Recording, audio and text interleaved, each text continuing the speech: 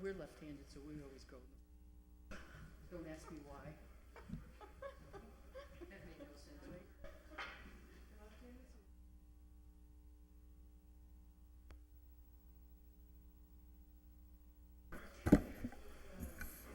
What are we taking up first? The public hearings. Good evening, everyone. It being 6:32, I'm calling the meeting of the Ordinance Committee tonight, Tuesday, March 8th, to order. All in favor? Aye. I do not believe we have the minutes before us, so I'm going to leave those on the table. But I'd like to entertain a motion to take up items 23 and 24 that are the public hearings that were continued until tonight. So moved. Second. All in favor? Aye. Okay, so item 23 was filed by Counselor Jourdain. Order that the zoning section 7.1.1.4 be amended as follows by adding the following clause. Parking lots or structures designed to serve these institutions and their accessory uses and buildings are allowed whether or not a fee is charged for their use, provided that parking lots shall only be allowed by special permit of the city council. I need a motion to reopen the public hearing. Motion to reopen the public hearing. Second. All in favor? Aye. Aye. So this public hearing is open, and I'm interested to know if there are any members of the public here who wish to speak in favor of or against this amendment to our ordinances. Is there any member of the committee or city councilors in the chamber that wish to speak for or against this amendment? Very briefly. To the maker of the order? Yep. Counselor Jourdain? Yeah, thank you, Madam Chair. I just want to once again reiterate the points that I made before the planning board on this. This is closing a loophole in our zoning regulations related to ancillary parking for reasons unknown to me, that as best as I can track back at least about 30 years, there has been some exemption for hospitals as it relates to parking, and that those can go basically wherever in the city. That this was brought to my attention by the building commissioner, and so therefore in consultation with him, we're recommending this change so that this will be, like all others, will be set by special permit. That was put before the planning board, and I believe they're also in concurrence with this position as well. Thank you. Is there anyone else who would like to speak during the public hearing portion on the parking amendment? Hearing none, I'll entertain a motion to close the public hearing. Motion to close the public hearing. All in favor? Aye. So this public hearing is closed, and at this point, we await the recommendation from the planning board. Item 24, filed by myself, Counselor Bacon, order that the solar zone be allowed by right in business zones, but only be allowed by special permit of the city council in the residential zones other than for an individual home. So I'll accept a motion to reopen the public hearing. Make a motion to reopen the public hearing. All in favor? Aye. So this public hearing was continued from the last meeting, and since that time, the planning board also opened a public hearing, which has been continued to March 22nd. Under this public hearing, if there are members of the public that wish to speak and make suggestions to the amendments of the ordinance or make comments relative to the current ordinance, if you wish to be heard, if you would please come to the microphone and make sure that it is on, and give us your name and address and add anything that you would like put into the record. You can come to the mic as you wish. Charlie Bleemer, 114 Rock Valley Road. I'm very interested in this ordinance. I know some of you have heard me a couple of times already, but it is near and dear to my heart, knowing that I'm going to have to be looking at the rear of a solar facility. I want to make sure that nobody else has the same thing. We have to look at especially the things like the buffer zones, if someone's putting, even on a single-family house, or if there's somebody is putting one at a new facility that gets permitted, that we make sure that it doesn't become an eyesore. Anybody who drives down County Road can see the dead abrevieties along the fence on that. It does something, not just to the neighborhood, but it does something to the total property values. At some point, someone else is going to look to either build a house on a piece of property, buy a house, and when they see that, it's going to keep the property values down. Obviously, for the city, property values are important for the tax base and to keep the neighborhoods looking well. So I'm very, very in favor of this. I hope that the regulations will be written in such a way that buffer zones and distances from property and things like that will be really taken into consideration so that we can keep our property looking the way we try to keep it. Thank you. Thank you. Is there anyone else who would like to speak? Hi, I'm Elizabeth Burns. I live at 144 Rock Valley Road. I'm neighbors with Charlie. So our situation has already been decided upon, and so the solar panels will be coming in. One of the things that I'm concerned about our location, but for other people too, is that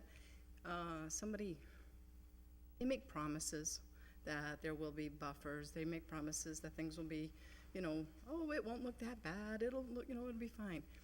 But who monitors that? I guess I just want to make sure that somebody follows up on this, that 5 years down the road, do we have somebody to go to address this with versus the person who's putting it in?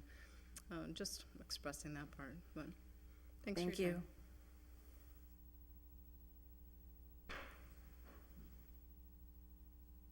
Mary Sue Mooney, 114 Rock Valley Road, 2-in-1 house.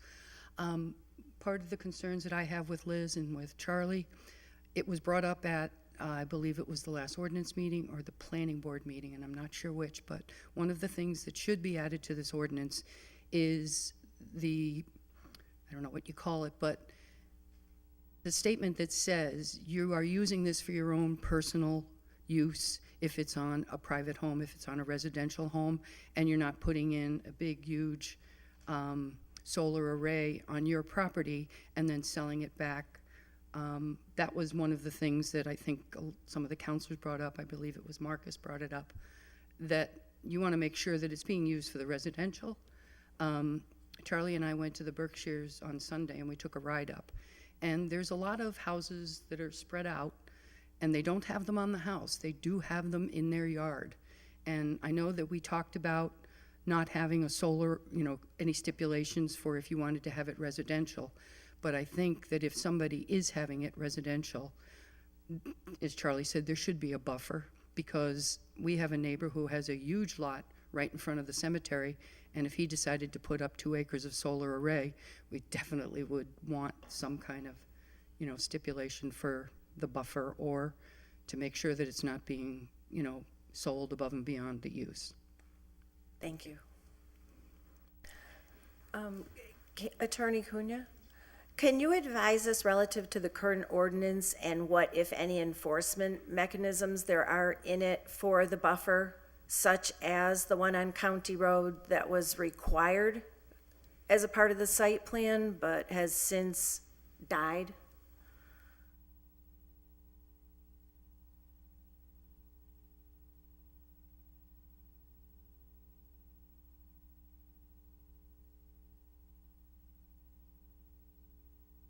If there's any specific buffer in the current ordinance, and so if there's not, it would depend on the, let me just-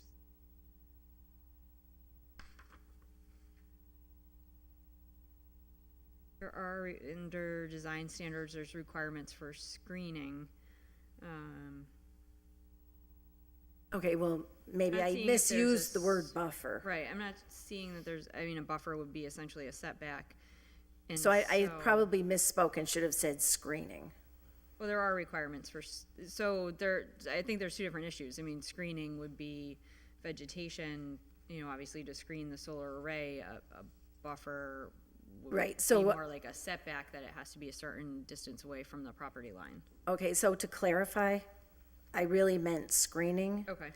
And in the case of the screening that was required for the permit, in this example that I'm giving, the screening has since died, so therefore is not screening. And so is there anything that can be enforced in the ordinance as it stands?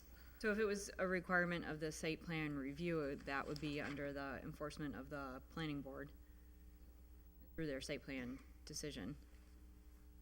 Well, I mean, the building commissioner is the ultimate enforcing authority for the zoning, but if it was a decision of the planning board as a condition, then the enforcement would be through the planning board as well. they didn't seem to be aware of that, but we can follow up at the next public hearing on that point. Thank you. Does anybody have any other information in favor or against this that they would like to speak to? Good evening. Noel Lafayette, SHR Energy Management, solar developer. You probably heard my name by now. I'm driving a lot of the several projects that will hopefully be constructed this spring. Just hearing the commentary from the citizens, just a couple of things. Please provide us your residential address for the record. 24 Hill Farm Road, Weston, Connecticut. Thank you. Okay. So, as someone who has spent 5 years combing Holyoke for any potential solar site, what I can tell you is what we have into the planning board now is about it. Okay? Between the cost of the real estate, the taxes, everything else, there's really just nowhere else to build, to be honest with you. Downtown area, very historically protected, all sorts of buildings that nobody knows who owns, this or that. So the sites that we have now, that you will be discussing later, as someone who's spent 5 years in developing these 5 projects, there really is no more economically feasible sites at this time or in the next 2 or 3 years, okay? Furthermore, for those of you who follow the news, at the State House, the entire solar program on the state level is completely upended, right? So until then, there is no more investment dollars in the next 2 to 3 years to keep building solar. So if any of you have a fear that all of a sudden there's going to be 30 solar farms all over Holyoke, that fear is a little unfounded, simply because the economic realities of developing them really don't work past these properties, okay? And I've spent 5 years getting to that opinion, okay? So I'm pretty comfortable with it. 2 is, as a developer, I like to consider myself a responsible developer. I don't wait for someone to tell me put up cypress trees. I do it up out of just good citizenship, okay? So the setbacks that are here on the state now, they've already been approved. We followed the zoning laws to the letter. Residential, I can't speak to. Rooftop, not my area, okay? But what I also encourage you is you have some residential properties that haven't paid taxes in 10 years. The house is falling down, this or that. So this notion, that's revenue for the city. I'm not saying it should be put up in every residential neighborhood, but I would exercise some caution on an all or nothing policy, nothing in a residential area. leave the door open for a case-by-case basis. You could have two dilapidated houses on a dead-end street that nobody wants, nobody's gonna buy, no developer's gonna go there because there's 200 grand of back taxes on it. So what are you gonna do with it, right? So that's all I say, is exercise caution, have some of these rules on the books, but maybe avoid black and white thinking and language in your ordinance, right? Just to be clear, what you're suggesting is exactly what we're already doing. We're not prohibiting it. Okay, well, I just wanted to offer that up. Thank you. Okay? And furthermore, SHR has made this clear to every board and commissioner we work with. If someone wants vinyl coating on the fence, no problem. If you want a row of cypress trees blocking, no problem. As long as you're making a reasonable request that can be fixed with a few $1,000s, I'm more than open to hearing it. Okay? I can't speak for other developers, but, we have to maintain this system for the next 20 years. Engineers have to come out and check it. So we're gonna notice if the cypress trees are dying, right? Or if they need to be sprayed, or if they need to be felled. So a lot of the concerns you're raising are already kind of baked in. I don't expect you to know that because you only even caught the tail end of the conversation. So, but what I will say is once the basic farm is up, I'm happy to sit down with any resident of Rock Valley Road for a cup of coffee and say, would you mind putting another 4 trees there? It's not a problem, okay? As long as the dialogue is open and constructive, SHR is willing to welcome and entertain their concerns. So is it safe to say that you were not the developer on County Road then? County Road, is that me? No. No. Thank you. Thank you. Are there any other people who want to speak in favor or against the changes to the ordinance? Yes, sir. Brian Beauregard, 31 Liberty Lane in Holyoke, West Holyoke, same neighborhood. I do feel a number of your concerns. However, I'm first here, I'm very positive about solar, I'm very positive about renewable, I'm very positive about anything that can reduce our carbon footprint. I'm quite proud they recycle more than 90% of my stuff, and my 4 teenage boys still think that's not enough.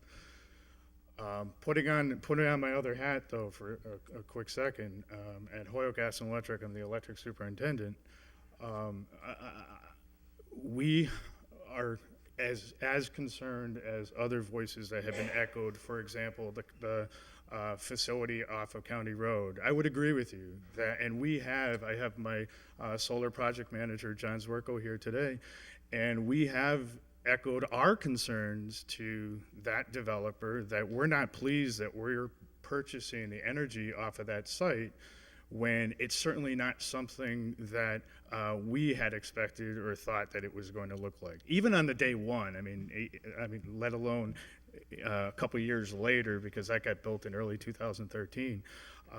That's unacceptable. So, clearly if there's stuff within that solar ordinance that gives any ability to go back to the developer, we have tried to strong arm and tried to get them to come back and do right for that site and for that location.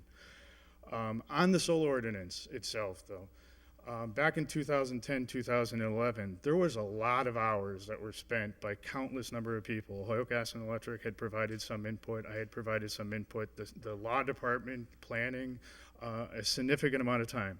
When that was done, there was not a model ordinance that was at the state level. Holyoke's original ordinance that was created in 2010, 2011, for a lot of communities, and I'm being told even in Connecticut, modeled the ordinance off of the one that Holyoke put in play.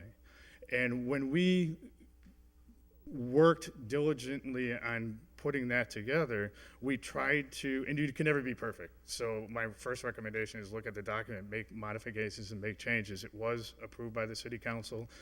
It is enforced by the planning board and the stormwater authority.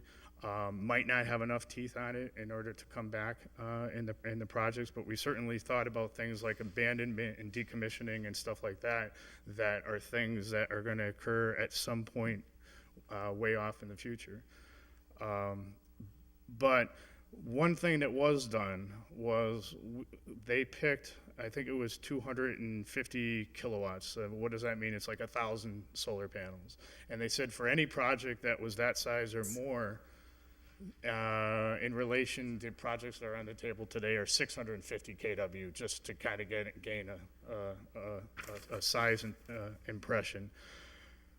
But whether it was a ground-mounted facility, a roof-mounted facility, on a parking lot, whatever it was, all of the different scenarios were envisioned. How it abutted another either private party or a street. There was buffers.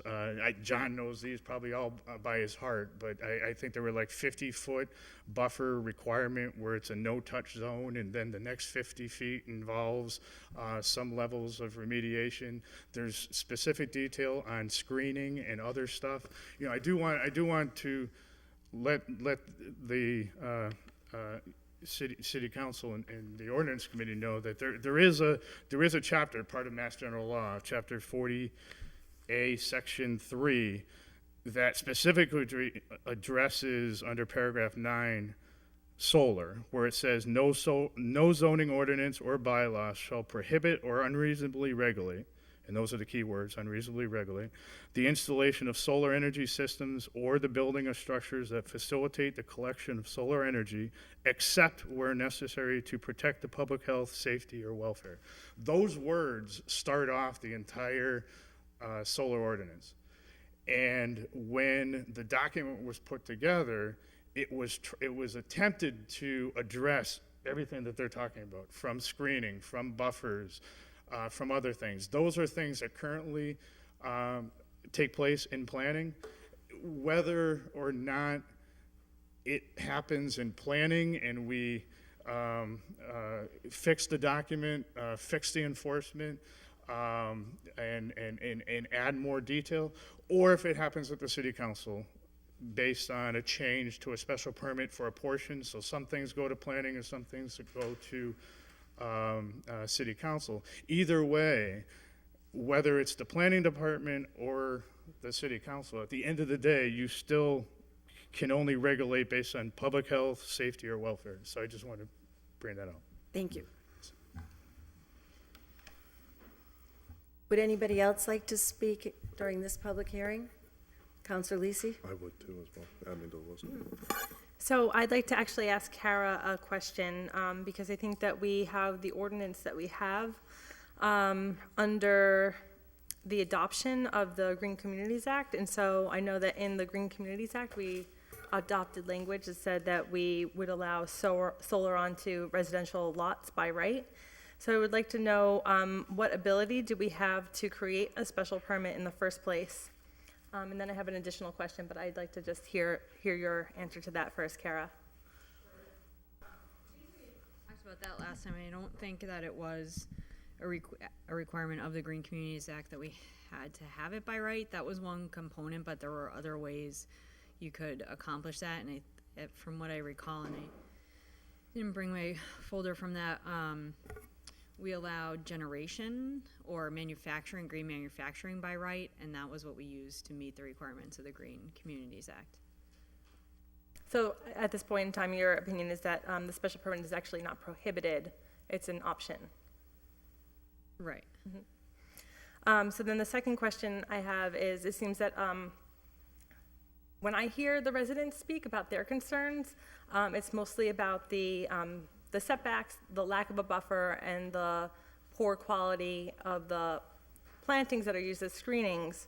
And it seems that we could create something in the ordinance. I mean, what I heard you say earlier was that we don't even have setback requirements or buffer requirements in the ordinance as it's written. Well, there are buffer requirements. The setback, as far as an actual setback, I would have to look, because that might just go by the dimensional regulations, but there are clear requirements for buffers and screening, so that's already in there. I mean, if what the developer then plants or uses, if the plants died, that's a different issue. But we already have extensive screening requirements and design standards for that, and it addresses when they're abutting an existing residential use and what the screening has to consist of, whether it's what the size of the site is, No, I take that back, actually. So within this screening section, because the terms are used differently, if it abuts a residential use and it's a site between 2 and 5 acres, it has to have a minimum of 50 feet of vegetated buffer, 25 feet being undisturbed, closest to the residential property, 25 feet being allowed to be selected. So there are actual setback, what I would call setback requirements in here. For a project size of greater than 5 acres, a minimum of 100 feet vegetation buffer. And then if it's a smaller size, it is screening to be determined to be adequate by the planning board. So there are that's a actually, space, that's an opportunity to increase the concrete definition of what would be required on those smaller parcels as opposed to be determined by the planning board. I guess where I'm going sure, with, there could be some kind of an actual number put in there. yeah, I mean, at the end of the day, I just feel like a special permit by the city council is going to slow down the permitting process, and it's going to make us appear business unfriendly, as we are often categorized. And additionally, all of the issues can be resolved by making the ordinance stronger, and they would actually not be resolved to any greater extent by a special permit, because it's about enforcement. So if we don't have an ordinance that has the proper setback requirements or the vegetation requirements for these smaller parcels that are probably more likely to be abutting residential properties, individual residential lots in between neighboring houses, I don't see how the special permit is going to create more teeth if it's an enforcement issue. What we need is perhaps some stronger ordinance language for those smaller parcels. Sure. But the special permit doesn't seem to be a logical solution to the issues that are being raised by the neighbors. Are you all set? Thank you. Thank you. I would just note, if you could clarify, based on the reading that you just made of buffers and screening and all, it would seem that it could not be possible that for 2 years there could be a solar array sitting on County Road with no screening. So there's clearly something missing in the ordinance if there is no capability within the city or the purchaser of the power from that project to enforce what is a minimum requirement for it to exist or to have been approved initially. Is Well, that and I would, the planning correct? board is always very careful in their notice of decision and in making sure they adhere to the ordinance, so, without seeing that notice of decision, I would be pretty confident in saying I'm sure that was included. And I guess, if it's a matter of enforcement, of whether anybody has notified the planning department or the building commissioner that there are the issues with the project so that they would even be aware of them. Because They there's- are aware. Okay. But I just also want to speak to the point that Councilor Lisi made. In prior public hearings, there have been examples of court cases brought forth that show clearly that there is the ability to limit and that the public welfare is quite a broad area. And so we are definitely well within our rights to be looking at how these particular projects are implemented in the city. And we will, I'm sure, gain further information at the next hearing on the 22nd. Thank you. Yes, ma'am. So I'm Liz Burns from 144 Rock Valley again. Is there or may I ask that a limitation, so I believe it's a 2-acre that's coming in beside us, my front yard, basically. I'd like to ask if there could be a limitation of how many acreage. One of our fears is that the cemetery is going to say, well, people are doing alternative things, and we're going to see 4 acres, and we're going to see 6 acres. And next thing we're going to know, the whole cemetery is no longer a cemetery, that it's really now a solar panel. So is there any potential to put a limitation on acreage of solar panel? And I apologize, I've not attended the previous ones.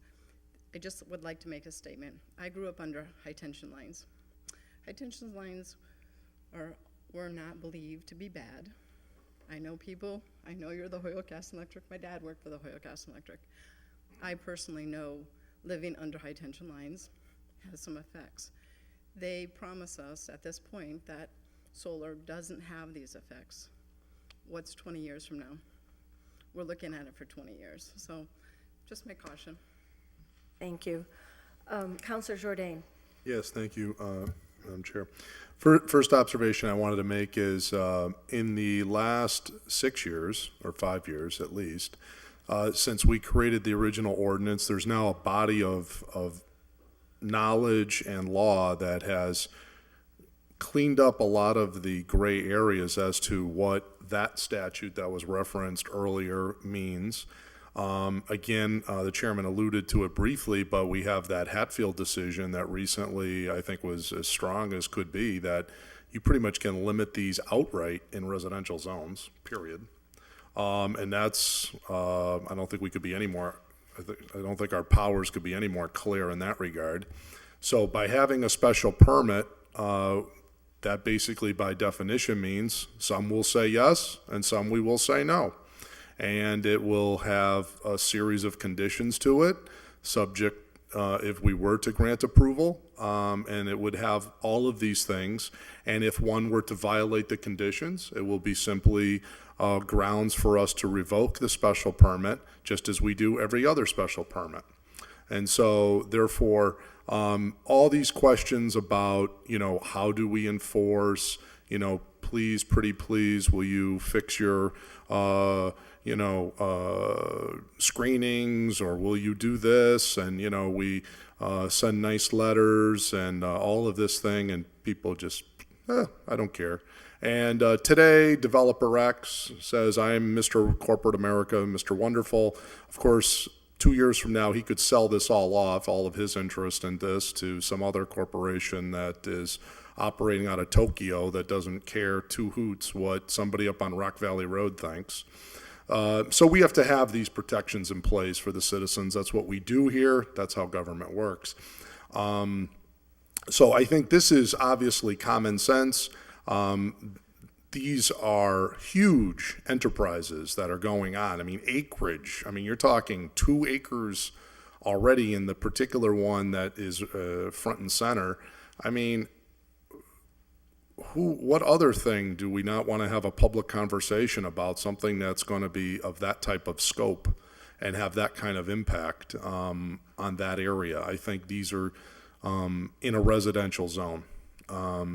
So I think this is just common sense. This is what local government is designed to do, is to protect its citizens. That's why people elect us to these positions, to create a government that's on its side. And the notion about, business friendly, not business friendly, people that purchase homes, I'm going to remake this speech one more time. People that buy homes also have an investment in the community. They also live there. That's a hell of an investment, okay? You don't just settle down with the biggest investment of your personal fortunes. You actually sleep there every single day and raise your children there, okay? That is a hell of a lot bigger investment than Joe Banana rolls in from Walla Walla, Washington, and says, give me this, right? I really don't care about Joe Banana from Walla Walla, Washington. I appreciate his business, but, Mary and John and the 3 kids, I do care a hell of a lot more about them over on Rock Valley Road. So I want to make sure they're happy if they're going to be living next to whatever you're going to put there. So in that spirit, I'm all in favor of a special permit. If we knew then what we know now, that would have been in the original ordinance. But if in fairness to the great and honorable city council, we were told everything's as right. You have no limitations. We heard the HG&E speech before, everything as of right. And that's what we were under the belief with this green energy thing. Turns out that's not the case. In fairness to the G&E, they probably didn't know better either. But I did want to have one question for the G&E representative, Mr. Beauregard, is now, in this situation where you have this one up on County Road and you have a generation agreement, I assume you pay these people money to get their power, correct, off the solar? Yes. So why don't you stop cutting the checks if they don't play nice and have the place doing what it's supposed to be doing, which is, can you put terms in those agreements that say, you're not complying as a good corporate citizen with, as a condition of our agreement, that is the money arrangement between the G&E and these generators on issues like buffering and screening. And so when the thing goes to pot, and as you, by your admission earlier, doesn't look anything like what you envisioned, you guys can have a dialogue, and you have teeth because you hold the checkbook. Could you just talk about that? Yeah, and it is something, I mean, I actually echo your concern.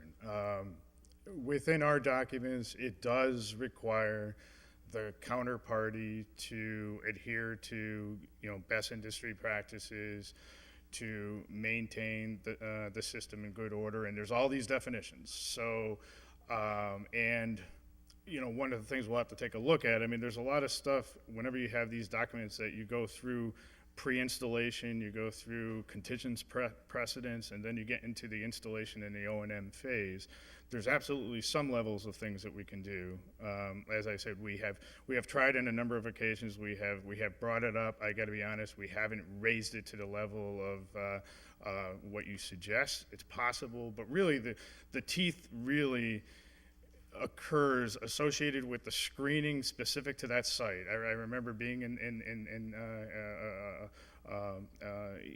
hearing how that process went down. The screening is not defined, as Kara said earlier, but they were very specific. We want to have X number of arborvitaes on Right. both sides. Well, they did that, but they put in these little small things and they put it in right in the middle of winter, and it just never had an opportunity to thrive. But John was informing over there that it was a special condition that was placed in by the planning board. So, I mean, I don't know the ordinance requirements, and when you receive a special condition from the planning board, there must be some level of teeth associated with that.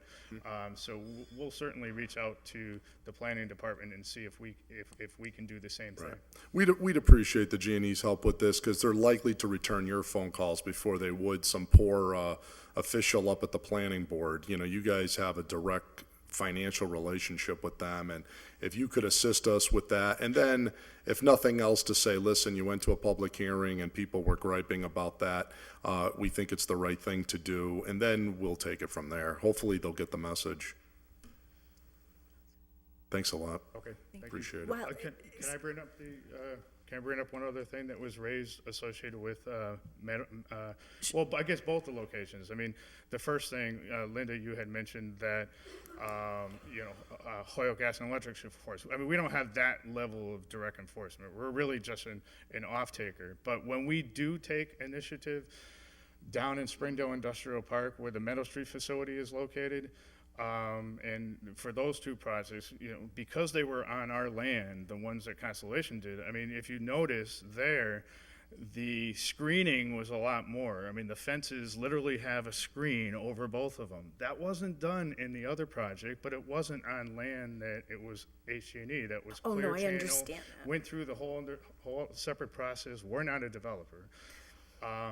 But when you talk about wanting to look at complete prohibition or look at the practicality of a special permit may not make sense to allow next to a residential abutting area. We did learn a lot too in the last 6 years, but if I look back at Springdale Industrial Park, that property on Meadow Street across from US Sabaki went through about 20 different proposed developments over a period of 20 years. No resident wanted anything to go in there. It was a clear industrial park, residential on Meadow and Garfield, and I'm not sure what the other street is, Grant Street. And when we went to public hearings on that project, all the residents said, we didn't want the industrial code. We didn't want the noise. We didn't want this. We didn't want that. We don't want a solar facility. We're concerned about EMFs, even though it's a direct current facility. There is no electromagnetic fields that emanate from direct current like there is alternating current. We were afraid of the noise. We're afraid of the traffic. Well, with the solar facility, it's passive. There's very little events back and forth. And when we asked all the residents, what do you want? They said they wanted a park. a park in Springdale Industrial Park, when we have the biggest, largest park in all of Holyoke, Springdale Park, less than 1,000 feet down the street. Those residents became happy. John handheld all the residents on Meadow and Grant Street. Holyoke Gas and Electric was responsible for the footage outside of the fence area. We put in some very nice, and we maintain the stuff in there where it's our obligation. And, you know, those things can be enforced if somehow. Yes, thank you. And don't go away just yet, if you would. I didn't mean to imply that HG&E should be responsible for the status of the site plan for County Road. If that came across that way, I apologize and I take it back. I was seeking enforcement through the planning board, and it came up at the other hearing as a part of the discussion on amending the ordinance. But I want to clarify again, the proposed amendment to the ordinance is not to prohibit the solar. And it is specifically to set special permit conditions in certain situations in residential zones, not abutting industrial, in the residential zones. It's not a prohibition. There seems to be some perception. I understand. I guess my only point was in kind of countering on what Kevin had said was that the difference between a permitting process through what exists now through the ordinance of planning and the Stormwater Authority is that it's going to come out as long as the developer agrees to all the, quote, reasonable conditions on this, and this. The difference between the special permit with the city council is it can be complete outright banned. And that's the only thing I'm just saying is if there's anything that's been learned through hearing about developers talking to different people is don't be so quick to determine that just because a property abuts a residential area that it's not the best use, other than leaving it exactly the way it is. Because Right. leaving it exactly the way it is might be the best use.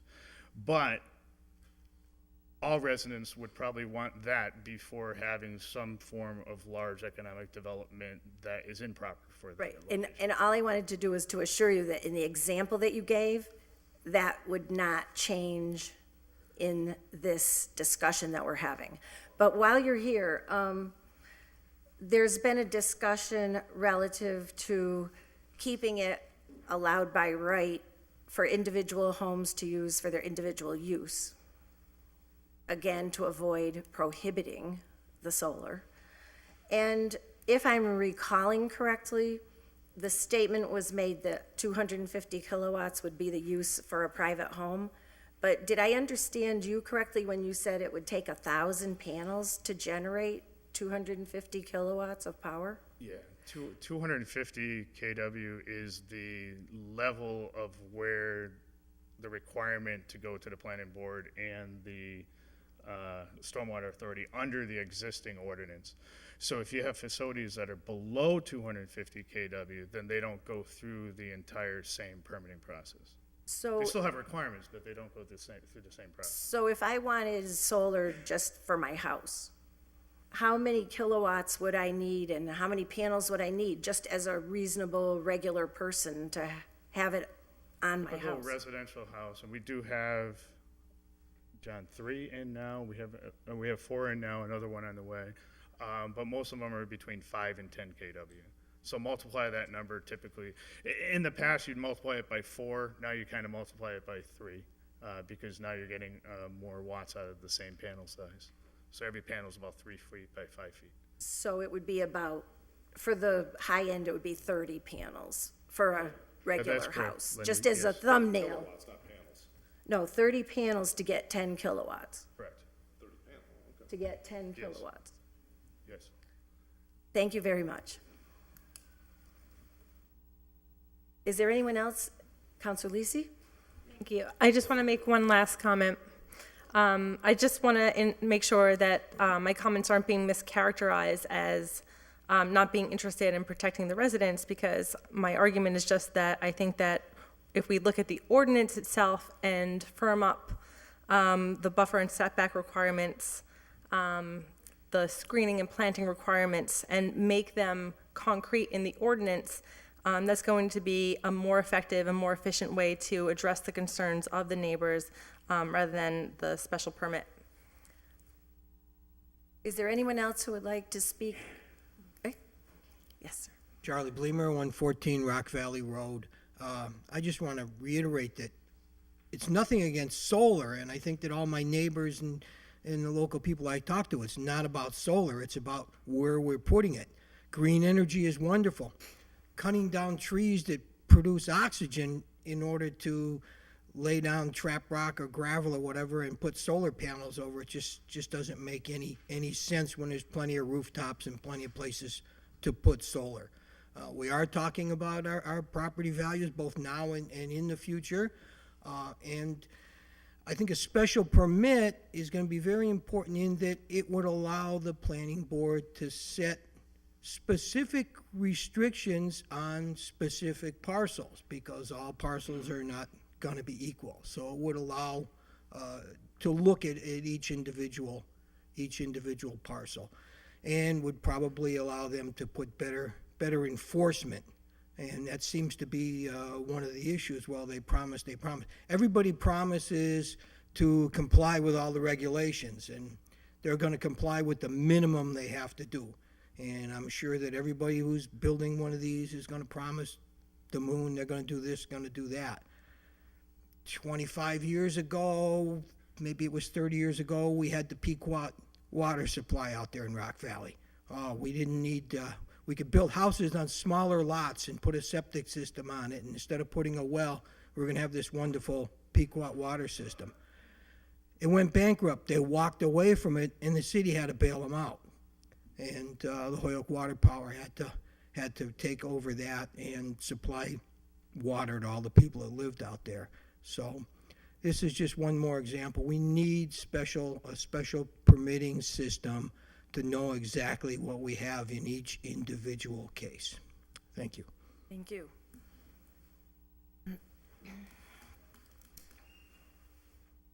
Good evening.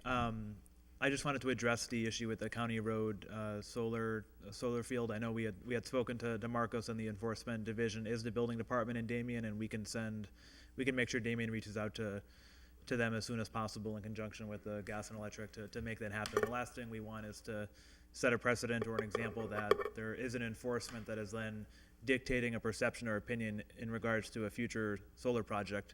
I know one of the reasons I'm here tonight is to discuss the pilot, and we can discuss that either now or later, but I did want to just briefly talk about the importance of solar in the city. And when we look at potential properties for solar, obviously the city wouldn't just give away any piece of real estate for solar given the tax generation opportunity on a particular piece of property. For example, we wouldn't give up the 18 acres on Whiting Farms Road for solar panels if our goal is to both create jobs and generate tax revenue.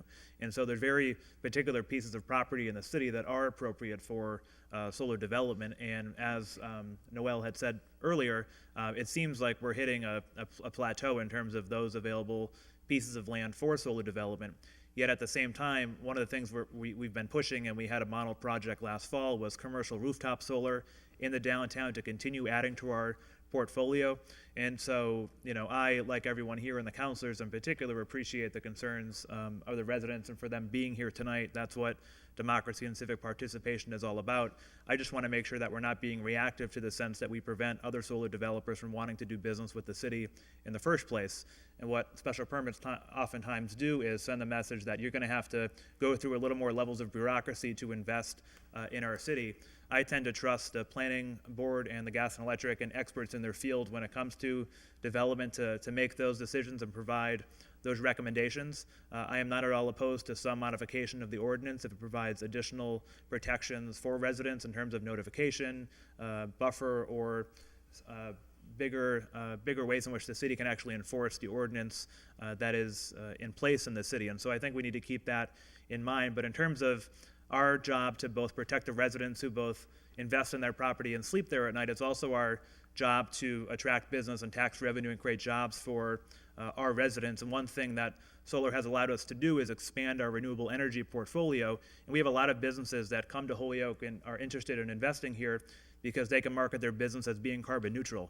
There are certain times and certain years where we can say we're carbon neutral, and allowing more solar into the city allows us to get closer to that ambition of being the first carbon neutral city in Massachusetts and New England, and one of the only in the country. And so we want to continue promoting that in many respects. And so I'm hopeful that this conversation can be both comprehensive and holistic, accomplish meeting some of the questions and concerns of the residents, while at the same time making sure we have an avenue and a path forward to continue investing and working with private solar developers in the community.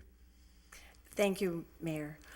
To be clear, the discussion and the public hearing that we are holding has absolutely no impact on the commercial zones within the city.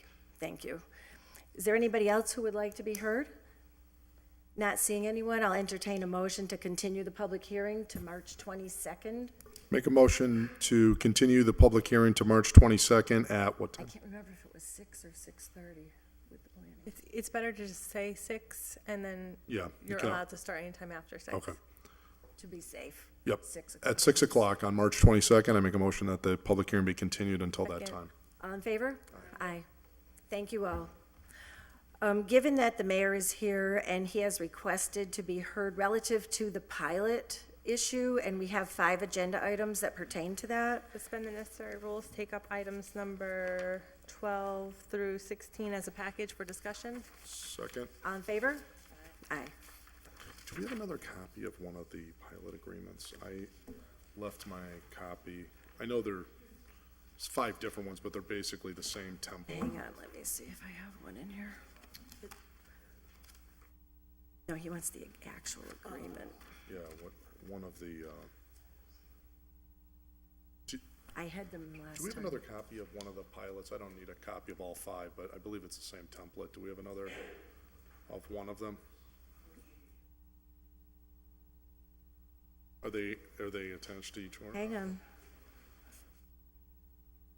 Oh, you know what? I thought it was thicker The than one that it we're is. about to debate now. The actual con. Hang on. It was attached to the orders. There's Let me some- make sure. I might just be, there's so many here. I may be missing it. Because it's, Oh, yeah, there here we it is. go. Yeah, we got it. We're all set. Thank you. Any one of them It is was fine. just a little buried. Is Yeah, is the assessor here? Anthony? Yeah. Oh, there he is. Come on in, Anthony. You're welcome to take a seat. We're gonna be starting on this discussion in a minute. The mayor is here on this matter, and we just finished with the solar public hearing, so as a courtesy, we're going to the pilots. I'm sorry, Yem. Thank you for your patience.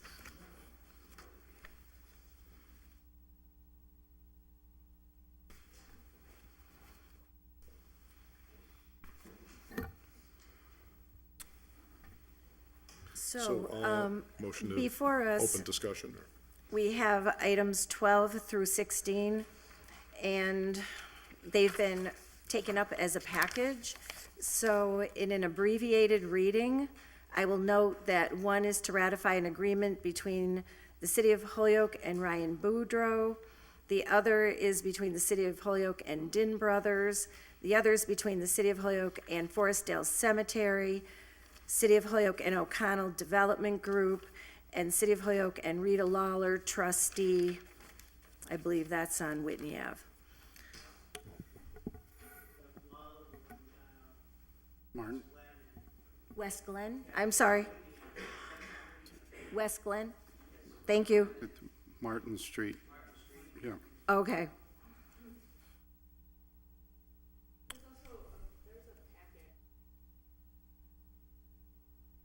Yep. There's an additional handout that we had for this discussion. Do you have, Rebecca, do you have this? No, I don't think so. Should we open with some opening thoughts or questions Well, or from last time, or just, because I wanted to focus Counselor some of the. Lisi was the filer of these, and then there were questions raised about the content Yeah. and rates. And so at the last meeting, we invited our assessor to come in, and we asked for other information to be brought forth because there were questions raised as to what is the going rate.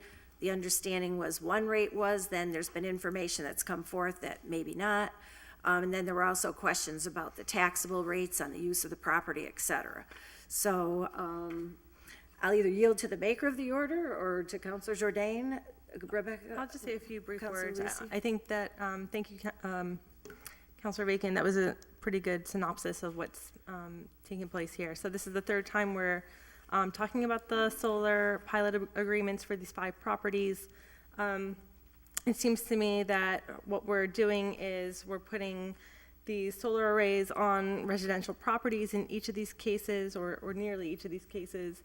And then in doing so, we're retaining the zoning, the residential zoning on those properties, but able to assess the solar array at a commercial rate for the generation.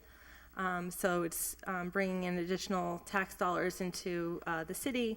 And I think that some of the concerns that were raised previously were the phrase payment in lieu of taxes to some has sounded as if we're taking this small payoff in return or in place of other taxes that we could be collecting on the site. And so I think we're here tonight to understand what other taxes could we be collecting on the site, if any, and what's the justification for the pilots being drawn up the way that they have been with the $5,000 per mega kilowatt hour? Megawatt. Yeah. Okay, thanks. Yeah. What I had said before was the 5 parcels in question would change according to use of the property. So if it was a residential property, it would change to a commercial tax rate. We would then tax the land at the commercial rate, and also the cemetery, Forestdale Cemetery, is actually exempt, but under Chapter 59, Section 5, it allows us to tax because the property is being leased. So that would be the added revenue there for how many acres they would use for the land to set up the solar pilot program. I had field cards that were sent last week, and it showed the difference in the taxes. The land differences for Whitney Ave, which was 176.2, was $1,661. If the tax rate were to remain the same, these are all, just based on this year's tax rate. The other property on Whitney Ave, 176.3, is $1,883, and the difference from residential to commercial. Rock Valley Road, which is the Forestdale Cemetery, the residential is 0 right now, so we would, if the whole property was to be taxed, we would gain about $11,000 there in taxable income for the city. Kelly Way, which is 176.48, there's no difference because it's already being taxed as commercial land. And then the Martin Street, the difference on the residential to CIP would be $1,787. And those would continue as long as the property is in use for a solar program. So is it your opinion that if the use of the land at the cemetery changed to commercial, that the whole land would be subject to the rate? Well, they're not going to, I think there's actual part cemetery up there, which Right. wouldn't be touched. Right. So any of the cemetery that they're not using As as a cemetery. solar would go as, as exempt property. I think it was maybe 5 to 10 acres, which would go out. We would prorate the land value at that, and then go from there and tax accordingly. Thank you. Councilor Jourdain? Great. Tony, always a pleasure. Thank you for coming in, and you're always a wealth of information, as always. As I stated and alluded to, and I'll just restate once again, Mass General Law, Chapter 59, speaks to allowing pilot agreements, as you know, for these. The issue is in lieu of what? In lieu of the personal property tax, correct? Isn't that the purpose of the pilot? Yes, As a general rule. And so the question, as I alluded to at the last meeting, was one of fiscal fairness to the community. I wanted to make sure that what, there's this proposal, which is $5,000 per megawatt as proposed by the agreement that is currently on the table. And the question is reasonability test. And so I wanted to make sure Holyoke is doing its due diligence. And to that end, you were quite helpful. I also did some of my own due diligence, which is a chart of price per megawatt, right? So, it's been intimated to us that, 5,000, that's the going rate, and it doesn't seem to be the case that if you look at the average of all these other communities, as I would point people to the last page of sample pilot agreement terms for solar PV projects in Massachusetts, this is written from the Harvard Law School Journal on Emmett Environmental Law and Policy Clinic, page 31. And it gives a who's who of all the different communities here.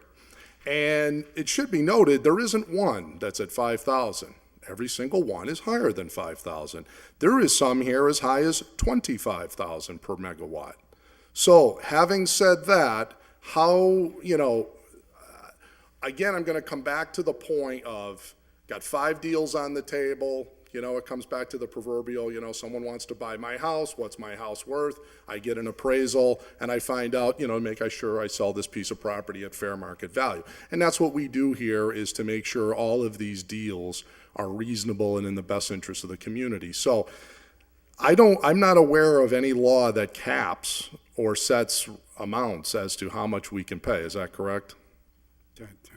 I'm not aware of one right now, So obviously, all of these deals were inked between arm's length transactions between people. In addition to this list, I had the opportunity to speak to the chief assessor in Belchertown. He provided me a recent pilot agreement in that community for a 1.5 megawatt, and that town had agreed to a pilot at a rate of 13,400 per megawatt. So, there you go. My point is, as a community, we got to make sure we're getting every buck that is due this wonderful community of ours. So I can't support 5,000, but let's talk about other numbers. Now, thinking about other terms of the agreement. So that's issue 1, which is a rate, and it should be noted for the record, these other agreements frequently contain increased provisions, inflationary factors. The one in Belchertown that was recently inked had a 2% inflationary factor. Is there anything that precludes those from being in place? Well, the problem with ours is we were probably the first one. Oh, yeah, to- no, I don't want to to go question through it, the so- 5,000. What's Yeah. done is done. We had that earlier. We live, we learn, we move forward. The question is, And right, also what's the money- definition of insanity? Also, money comes back through the ratepayers, which is set up with the G&E. And the first 2 that were set up were also on G&E land. So this is private property also. Right, So, absolutely. uh, So, here we go. So my point is, these other agreements have inflationary factors. The current agreement presented to this honorable council does not include an inflationary increase. I would suggest a 2% would be reasonable. I would also did not see language regarding a decommissioning surety bond. The other agreements that I've seen on these, from my research, has indicated that as much as a $20,000 bond. I'm sure the bigger they are, the bigger the bond. The present agreements present no decommissioning bond. I didn't see anything in there on language on that. I think that might be a good idea, because all of a sudden they stop operating, and I've got this giant thing that looks like, something on the surface of Mars, and all the neighbors are walking by it and looking at it, and nobody's using it. I might want that to go away. So what assurances do the people that are looking at it have that they're going to be protected? Again, it's all the things that we need to do. I also noticed in other agreements that there's also processing fees that other communities have gotten to handle these. In the particular Belchertown agreement, the community received a $5,000 processing fee to originate the agreement, to do all the paperwork, the legwork, the law department, and G&E, and your offices and whatnot. These were additional fees that we were able to recoup. I noticed this agreement did not include a processing fee. You might want to consider that. 20 years seems about standard from my research, so 20 years sounds reasonable. So I could live with that piece of it, but I think those are the points I kind of wanted to make. Not that we're adverse, certainly not this counselor, adverse to doing a pilot agreement. I just want to make sure it's in the financial best interest of the community. And I want to thank you for your research. You were spot on once again in helping us to do our duty here. And just wanted to, that was the body of my research on it, so thank you. Counselor Lisi? Thank you. Yeah. I'd like to make a motion that we suspend the rules and invite those members that have an interest in this issue to speak this evening. Second. All in favor? Aye. And additionally, before we invite members of the public and interested parties to speak, I'd just like to know, Councilor Jordan, for the pilots that were negotiated that had, the higher rate, the inflationary increase, et cetera, were any with a municipally owned generation company? Because I feel like we're probably seeing these smaller rates because the G&E is bartering these agreements, and I'm sure you guys could speak to this when you come up, but it seems that they're looking out for the interests of the ratepayers who, even though they have a different title, they're still the taxpayers. So it's like, are we robbing the G&E to pay the city council and its coffers, or, like how does that affect the way the pilot has been constructed is really the general question that I'm interested in. Well, one off the top of my head I could answer, say Chicopee, yes, right? These other communities, I have not researched that. There's such a big list here, but. Does anyone else have a municipally owned electrical company? Yeah, well, that's my point, Chicopee. Chicopee. Yeah, yeah. So I know that one, and they have an agreement for 10,000 per megawatt. So. Great, thanks. Are we just going to allow people to speak at this point? Yeah, one and all, I guess, sure. I'll be brief, and then I'll hand it over to Brian over at Gas and Electric, and anyone else who wants to speak in terms of the crafting of the agreement. I know that we put together a PowerPoint presentation that I think all of you have as well that spells out some of the differences and the construction of the pilots that are here tonight. Number one, the structure of these pilot agreements before you are no different than the pilot agreements that have been signed over the last 4 years in terms of the structure and the content of those. And Council Lisi is correct in pointing out the difference between a privately owned gas and electric company and a municipally owned company, and the fact that these pilots allow us to keep rates low for ratepayers. The gas and electric purchases the energy at a wholesale price. That's what they have to do to make this project appropriate in the city to make it happen. And so there is economic issues that I know Brian will speak to in terms of why they're crafted the way they are and why Holyoke is different than other communities, many of the communities that you listed off. And so there are different interests and needs in order to make a project happen here in the city. And I know they're constructed for a reason. And so I know I'd encourage you, if you haven't already, to look through that PowerPoint presentation and learn a little bit more about the differences and why the pilot is designed the way it is. And I know Brian and his team, if you want to talk a little bit more about the specifics and differences between Holyoke and Chicopee and Westfield as to why our pilot is what it is, I'd invite you to come up and do that.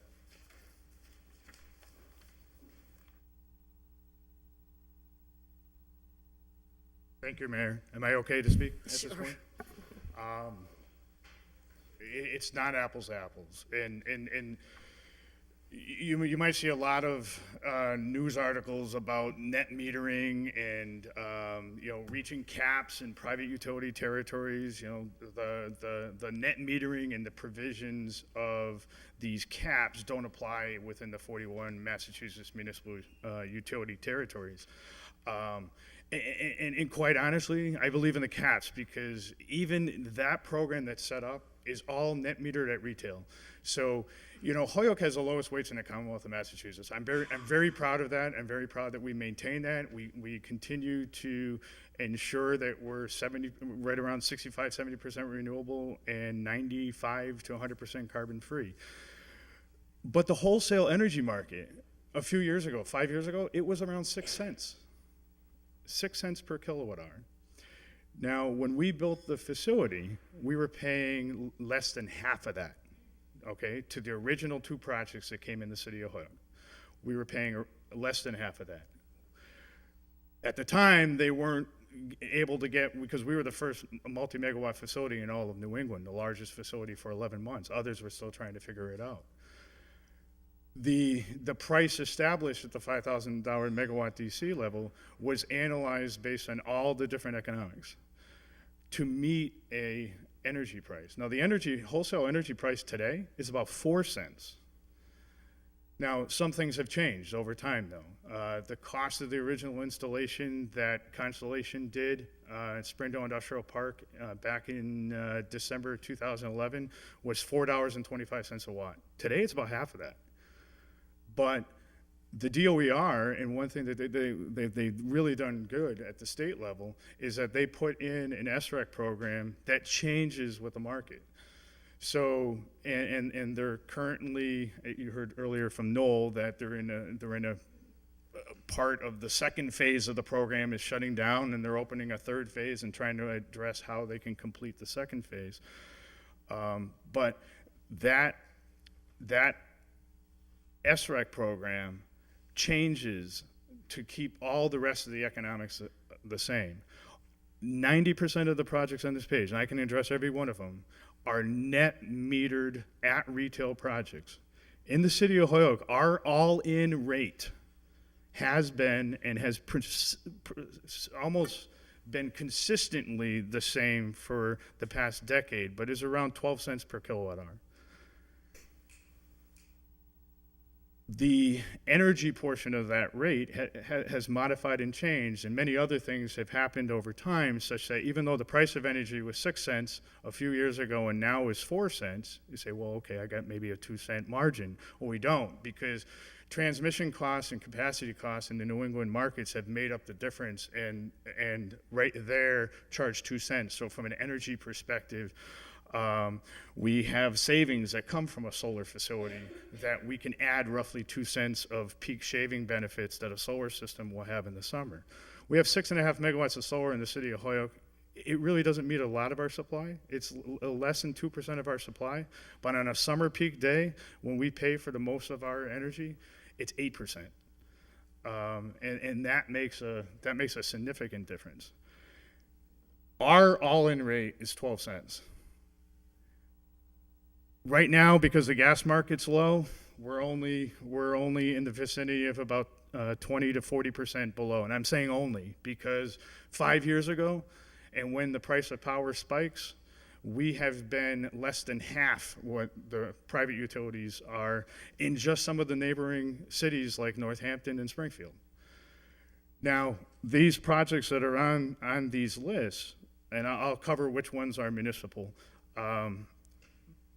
but these are offsetting retail end users or cities and towns' total electric rate between not just the energy component, but transmission, distribution, and the balance of the components, because that's what our state legislator put forth, where, today we have a cost shift between the haves and the have-nots in the private sector and the private utilities territory, that there's a net metering surcharge that appears in anybody's bill that's not in a municipal territory.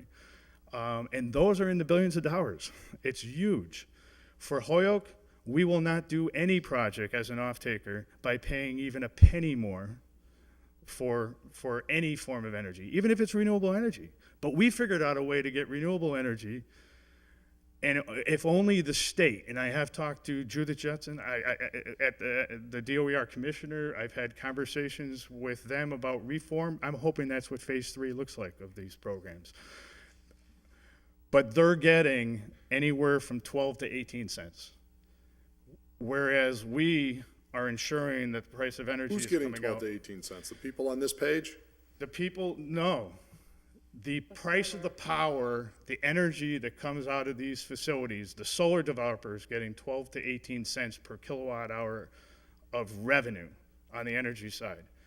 That's what they're Here, being paid there's by. very few people like Knoll 18 and cents. Citizens Energy and Constellation Energy and Healthy Planet Partners and CTEC and others that have done business in the city of Hoyoke, real good solar on the residential side. These entities use reasonable margins and are willing to take and structure the whole thing down to make it work in a territory such as Hoyoke. John has a list of like 200 developers that have, because every business that gets contacted by a solar developer, the businesses, we have such a good relationship with them, they call John. John talks to them. There's only a handful that can do projects that are economical and that you can make work. But most of these projects on the list are end users or that are getting 12 and a half, that are getting somewhere 12, 18 cents per kilowatt hour. Now, let me translate what a pilot is. The pilot at $5,000 a megawatt DC translates based on the capacity factor or the total amount of output you get from a solar facility in the course of a year. It's fairly small. It's like 13.5%. So you take the nameplate of the facility, and in Noel's case, each one of his facilities is going to be 650 kW. The amount of energy that's going to produce, it can go through the math, but take that 650, multiply it by 1.2, and that's the number of kilowatt hours that's going to spit out of that system. I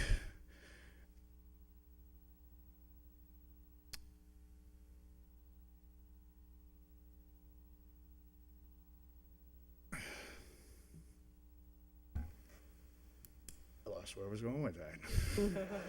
That's okay, happens to us all.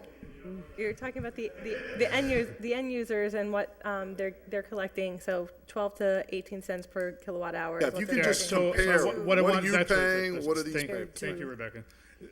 The $5,000 megawatt DC translates to about a half a cent per kilowatt hour, okay, on the total project. Shortly after Hoyoke built our system back in 2011, and this is where a lot of the tax problems started.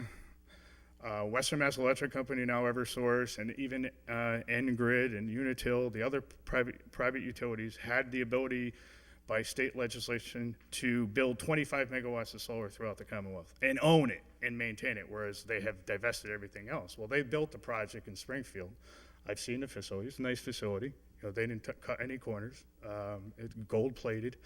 2.3 megawatt facility, I think, in Springfield. They didn't negotiate a pilot because they don't care. They pay full 100% property tax rate based on the value of the facility. That comes up to about 13.5 cents per kilowatt hour at Hoyoke's tax rate based on a full tax. Now, the cost of the system since 2011 have come down roughly half, so you can probably factor that. It would be roughly about half of that today at a full tax, and then it declines over time. But what they do is they turn around and they put a net metering surcharge on all customers' bill, and they make up for the difference. That's one thing we're very proud about. Anything that we do has to be sustainable. It has to be zero cost shift and only a savings to all of our ratepayers. Now, there are a few municipal utilities that are on this list. Chicopee, Kevin, you did mention. Chicopee is not blessed with the fortune of having a lot of hydro, like Hoyoke has. Chicopee had a bunch of resources that they had bought out of, mostly the nuclear resources. That is good base load. They are willing to pay a premium for energy. They are willing to pay a premium for renewable energy because they want to have a portion of renewable and a carbon-free tags that they can either leave or host facilities, which they otherwise didn't have the opportunity to. That project in Chicopee, that's a Citizens Energy project, very similar to the Citizens Energy for the one that we talked about out on County Road. I am aware that is $10,000. I'm also aware they paid a lot more the same year for their energy that we got out of this, a project with Citizens only a year before. The economics were different. Shrewsbury on this list is a municipal utility. Shrewsbury, and you got to be careful. These numbers are from 2013, and I think But aren't most of these like 20-year agreements though? they're 20-year agreements, but these are the projections. That $11,252 number never went forward with that developer. Eventually, Shrewsbury did move forward, but I think the numbers were closer to $8,300 on 2 projects that they had. And it was $8,300 based on the challenges in the cost and the fact that Shrewsbury was also willing to pay a premium for the cost of energy. Ashburnham is another party that's on the list. Ashburnham is not a pilot agreement on its own. Ashburnham is a pilot and lease agreement that was combined together, and for simplicity, I believe they had included it. So Kevin, you probably picked it up as a pilot only. Groveland is a Public? Massachusetts municipal utility as well. And I believe if I'm looking at your list, they're the last one on the list that's also a municipal utility. Groveland is a much smaller, does not have as much buying power as force that we did, but we had actually John and some of our consultants had reached out and helped them figure out how to make things work. But their rate is probably the most representative of a true wholesale rate. My eyes are hurting, but I think they're somewhere around 6,000, 6,500, if I recall, is what Groveland had negotiated. 6430. 2 perfect examples. I have one other utility. When I look at the 41 Massachusetts municipal utilities, roughly we're split. There's 3 baskets. 1/3 of us, and it's not perfect, so don't take this, but roughly 1/3 of us are what's considered, we don't prohibit solar. In fact, we encourage solar. We have interest-free assistance loans for our customers. John does all the legwork. We do things in days, whereas private utilities take months. Our interconnection costs are far in between and pretty much none. So it's very friendly, but we only pay wholesale.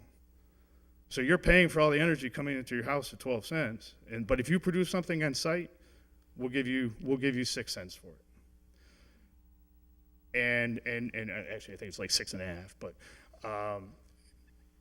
there's roughly 1/3 of utilities that do that. I say that's the correct model. That's what the state should do, because if you do that model, then if John put it in and I didn't, I'm not paying for his system, which happens everywhere else in the Commonwealth of Massachusetts, and that's a problem.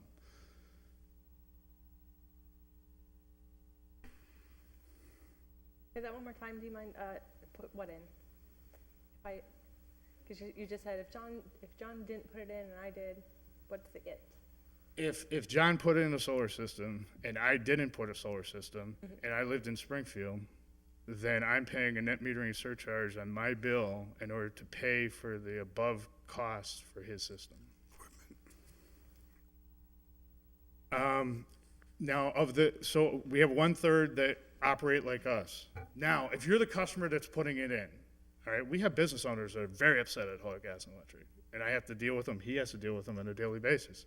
And they say, why everywhere else in the Commonwealth can I make 12, 18 cents? And solar developers are very happy when they can get 12, 18 cents. When here in Hoyok, you're only giving me 6. So Hoyok is like that.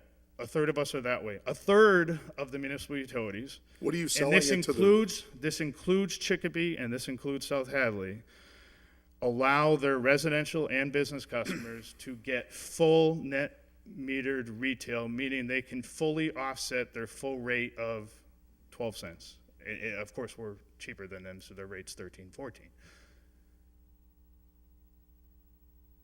The other 1/3 just haven't really dealt with it, or they're too small, or handle it on a case-by-case basis, which I don't think is good either. One utility that's in the same 3rd basket is Hoyok, which is a perfect example, because out here in western Massachusetts, we have 4 municipal utilities. We have Hoyok, Chicopee, Westfield, South Hadley. Russell and Chester technically are also municipal utilities. They're very small. But Westfield believes exactly like Hoyoke. Westfield believes that we should not, anything that's done should be sustainable, should not have a cost premium to it, and should only be done if it's economic. Westfield has one utility scale project that is in, and has another utility scale project that has been, that's going in the spring. Both of Westfield's projects, Westfield had one with Citizens Energy. It was at their Twist Street landfill, and it's a 2.5 megawatt facility, and it's a $7,500 per year fixed agreement for 20 years, which comes up to $3,000 per megawatt DC. It was negotiated in October 2013, and that project went live in May of 2015. And they have just completed another arrangement with Con Edison for a 2 megawatt facility on Russellville Road. And for this facility, my understanding is they were adopting Hoyoke's $5,000 megawatt DC and trying to just come up with a standard so it would be the same across the board, because they had a lot of projects in Westfield that were proposed at the airport and other locations, and just nothing went forward. And it turns out they were always negotiating individually in all of them, and they said, hey, wouldn't this be great if we can do something like Hoyoke and just have a flat number that works? So they picked a $5,000 number, and per DC, $10,000 total for a 2 megawatt facility. Nobody could make it work. They put it out to bid, nobody could make it work. So what they ended up doing was they had a number of negotiations and changes on both the lease and the pilot, and eventually the pilot was negotiated with Con Edison for $8,000 total, 2 megawatt, I should put it in terms of megawatt DC, I'm sorry. $4,000 a megawatt DC for the first 10 years, $5,000 per megawatt DC for the next 10 years. This new one in Westfield, you're saying? Yes, and the Can we reason get why I copies bring- of all these agreements? You're reason- referencing these, we'll want, for the record. Feel free to walk them in. The specific reason why I'm mentioning about this too is, first, it's right in our backyard. It's another utility that is doing wholesale and doing it in a sustainable manner without paying a premium associated with that renewable. And there's public press releases that speak specifically to the dollars. Because I have other municipal utilities I can point to and say that they're in the same ballpark as to where we're at. Thank you. Counselor Sullivan? Yep. Thanks, Brian. Could you, I mean, that was a tremendous amount of information. I think it's, for all of us that aren't in the electrical production business, tough to digest. I apologize. That's okay. That's okay. If I wanted to sum this up in a nutshell, would I be wrong to say we have a low pilot because Hoyoke homeowners and businesses pay less than the surrounding communities? Absolutely, and we want to keep it that way. Right. So, say we've mentioned some others that they've got a pilot of 13,000 or 20,000 even, that those people in those communities are also paying substantially higher electric rates.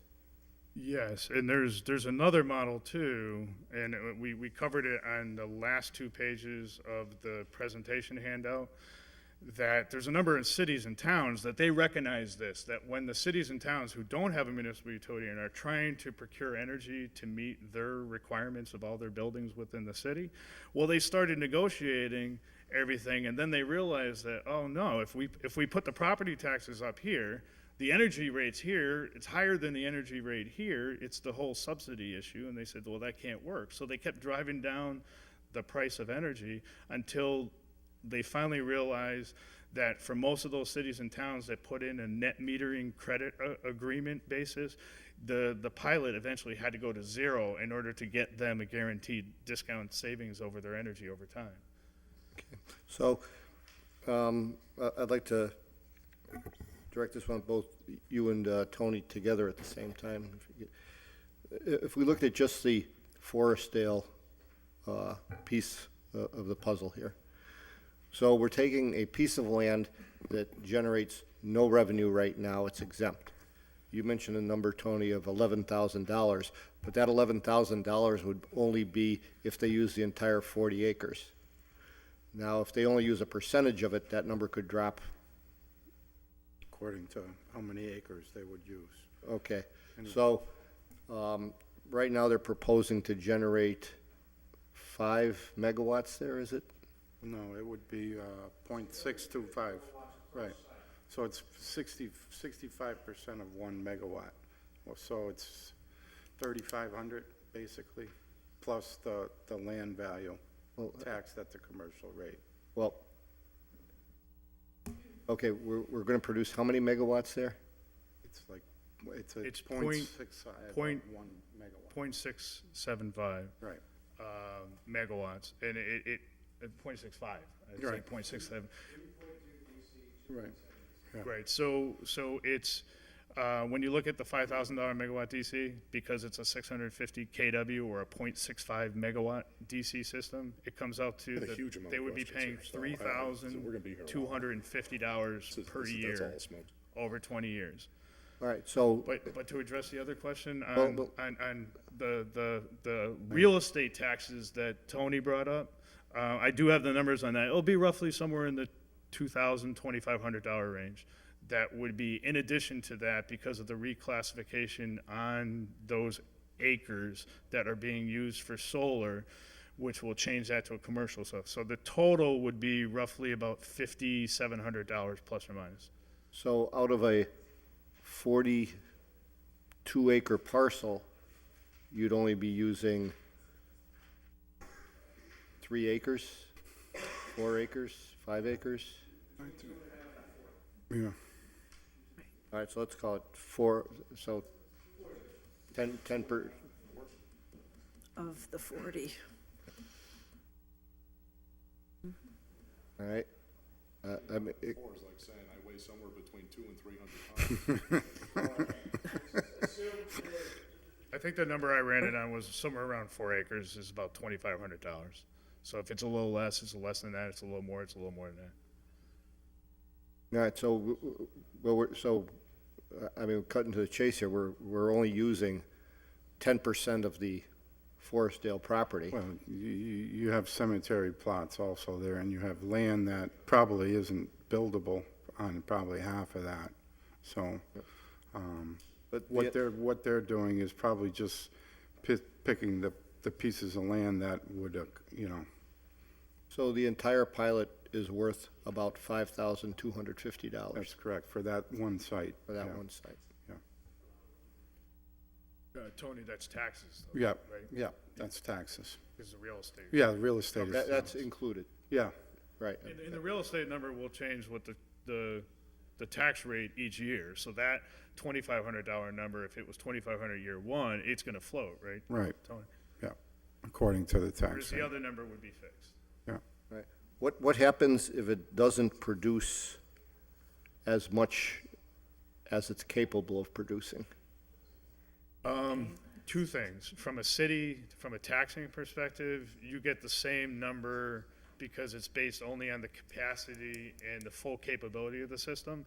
And actually, these systems derate by about 0.5% per year, such that with warranties, they're at about 80% after 25 years.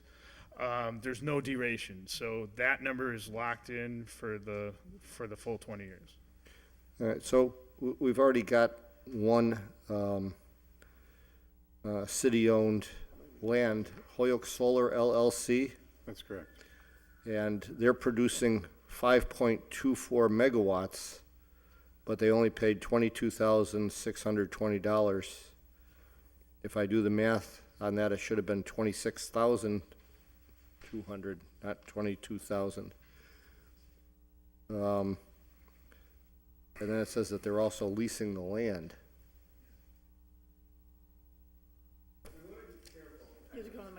The microphone, if you're going to be Say who you speaking. are.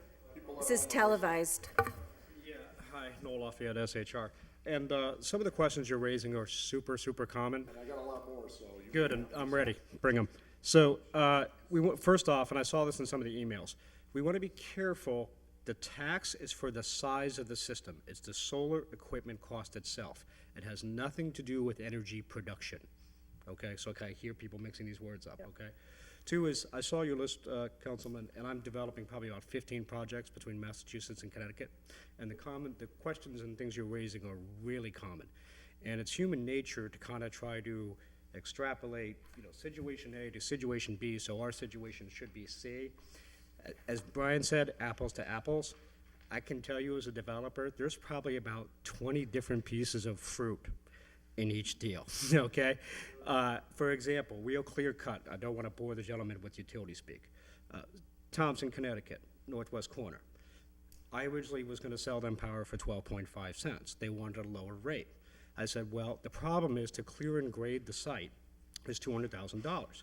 So we negotiated that I would lower the power to 11 cents and their highway department would clear and grade the site for free. In every town, in every deal, there's things like that that you're not aware of, that's not public, or unless you really delve deep into the details, you wouldn't know. I'm that kind of guy. Yeah, so I could, for example, I can give you more and more of them. But one thing that's key here is when you see 23,000 on that, that might be property tax and the pilot on top of that, okay?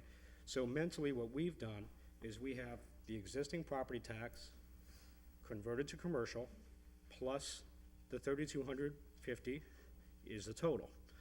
Now, a couple other things. Like example, in Belchertown, where I have a project going, they're keeping me on the residential rate that is. Okay, you're converting me from 19 to 39%. They're not doing that. So now there's more money to pay the pilot. You take it from this pile, you got to put it in this pile. There's only so many levers. So when people start using this terminology, I get nervous because it's very easy for people to just mix things up, all right? Two is I do business with our municipalities. They don't pay 6 cents for power. They're paying 8. Okay, what does that do? That gives me more revenue to pay more pilot. For example, in this case, interconnection costs in HG&E are very low. Well, in Chicopee, they might be very high, so there's negotiate who's going to pay what, we're going to split that. So it's very, I don't want to say misleading, but to say this is the number in Chicopee, so we should match that. You have no idea what the details are behind that. Well, then make us aware. Before we get into speaker number 6. hang on a second. I think we need to answer some of the questions we have to these guys. Yeah. So, I mean, Yeah, I don't but- want to bore you with too much, as you say, utility speak, but the common sense stuff kind of applies. Okay, furthermore, one last thing is, unfortunately, at this point in time, Holyoke has some of the highest property taxes in the state. Okay? So foundationally, before we even tack on a pilot for the solar equipment, as a developer, I'm already paying higher taxes than anywhere else. Okay? That's not true. Well, okay. I'm going to challenge any of those type of statements, and I'm happy to ask questions. Right now, hang on. Right, so the bottom line is just, all I'm really asking you to do is just to exercise some caution in saying, well, this is going on here, so therefore it should work here. It's not that simple, okay? Counselor Sullivan, are your questions answered at this point? No. Okay. So you have the floor. Okay, so, Michael, do you mind if I answer one of your questions? On page oh, I'd love it. On page 7 of the handout, it answers one of your questions. The 5.2 megawatts that you speak of is actually 3 projects, but only 2 of those projects are with Constellation Energy, who is under Holyoke Solar, LLC. So Constellation Energy, it's a total of about 4.5 megawatts. So if you take 4.5 times the 5,000, you come up with that 22,600 or whatever number that you spoke about. Citizens Energy has another 800 kW under a very different agreement where they're paying another $4,000.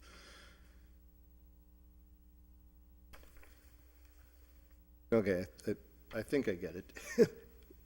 So this is a, I just don't get it. The combined total of the two is 5.24 megawatts, right? No, the combined total, one of the project at Mueller Road next to our gas production facility is 3,496 kWdc. I'll keep it in terms of megawatt, I apologize, 3.496. The project at Meadow Street in Springdale Industrial Park with Constellation, which is operating under Holyoke Solar LLC, is 1.028. So if I add 3.496 plus 1.028, that respectively has 17,480 per year coming in from one and 5,140 from another for somewhere around 22,620, if I'm doing the math in my head correct. Okay. Citizens Energy is a 0.7995 facility, so they pay $3,997.50. And if you add the Citizens project to the two Constellation projects, you get the 5.2 megawatts. I understand how you're probably saying those numbers because those projects were all done relatively around the same time frame. I mean, we had December 2011, January 2012, and then the next one was like February 2013. You know, since there was one additional project that was a large-scale project that was put in roof-mounted recard down in the Springdale Industrial Park, and that's another about a megawatt. Okay, well, I mean, maybe I'm being oversimplistic. It says the facility produces 5.24 megawatts. Yeah, that was the. Let me say this. I know what you're talking about. Inside the pilot agreement, if move your head up on the thing, it says 4.5 whatever, and then down later somebody was dyslexic and they switched the orders of the number and it became 5.4 something. 4.5. It is. All right, so it's not 5.24. That's correct. All right, so that's a typo. I know inside the Yeah, that's pilot what it says. agreement that was executed, I do recall there was, in the top, it was 4.5, it had the exact number, the calculation is correct, but then down below, somewhere else in the document, it gave another number. I'm not sure if that's what you're looking at. Yeah. So the solar facility is located on city-owned land and is leased to Holyoke Solar LLC for a nominal fee. How much is a nominal fee? A nominal fee was nominal. So during, it's like $100 an acre, which after the term of the contract ends up getting, I think John, does it go to like $3,000 in order to protect the after term value of the land.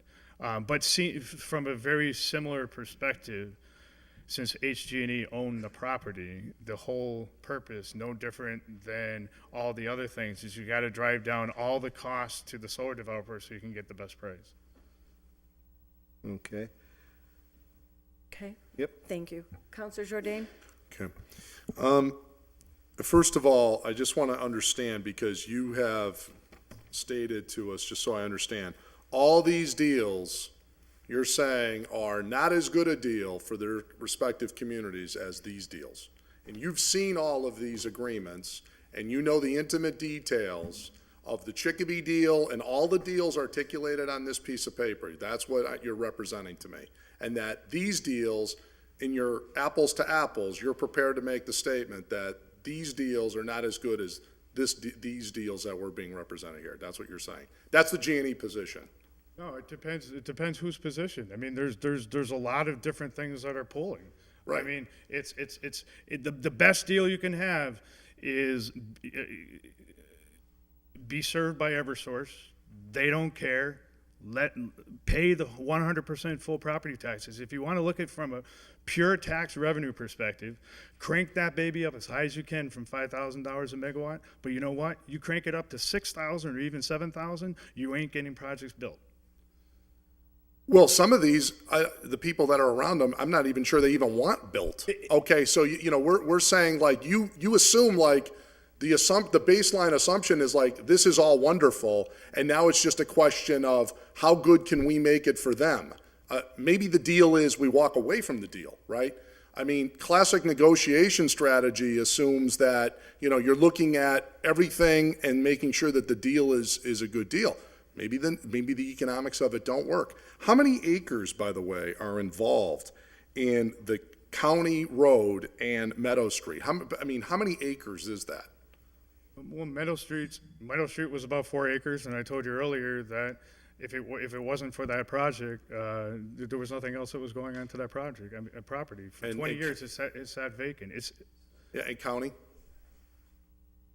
County Road was part of the Clear Channel property, of which they have an extensive ground grid system in for the radio towers, that there was zero form of other developable use for that property other than putting solar in a corner where it was outside of the ground grid. And the thing, my point is how much is the G&E selling these electric that you say you're gonna get 6 cents a deal, a cents a kilowatt, I think that's the number I heard, that the G&E is gonna get, then how much are you selling it back to the people of Holyoke for? How much, so on my bill next month, how much am I paying per kilowatt hour? I don't remember. You're paying less than every other community in the Commonwealth of Less is Massachusetts. irrelevant. The point is, what are you charging me for what you just paid 6 cents for? Because what you're asking for is, Thing gets incorporated into our total power supply. okay, so what's the rate electric? Like, what's my kilowatt right now for the G&E? Your total end-use rate is somewhere about 12 cents per kilowatt hour. Okay, so on my bill, I'm paying 12 cents. You're buying it for 6, you sell it to me for 12. No. There's transmission costs, there's capacity costs that each are like 2 cents. We have to deliver the energy from the power plants to the grid. Okay. That represents the balance of all the costs. Okay. So what you're saying is the G&E is selling it to me for 12, you're buying it for 6, and you guys pocket the other 6. I never said that. Energy is only one component of an electric rate. Well, we have to, at some You point. have energy, you have transmission, you have distribution, you have Let's just keep it capacity. on energy All then. those costs have nothing to do with energy, but your all-in rate is 12 cents. I'm not charging you 12 cents for energy only. Let me back up. You say, out of hand, all these communities they're paying these massively higher rates, and what I'm trying to do is a reasonability or proportionality example. Are they paying, they're getting 5 times the rate, so they're paying 5 times the electric rates in Ashburnham as Holyoke? Or is it 20%? You know, there's a Kevin, distinction here. You can fit that in completely from the perspective that 90% of the installations in Massachusetts are happening in private utility territories and are being done completely at a net metered all-in rate, where residents and non-residential customers have the ability to offset their entire bill.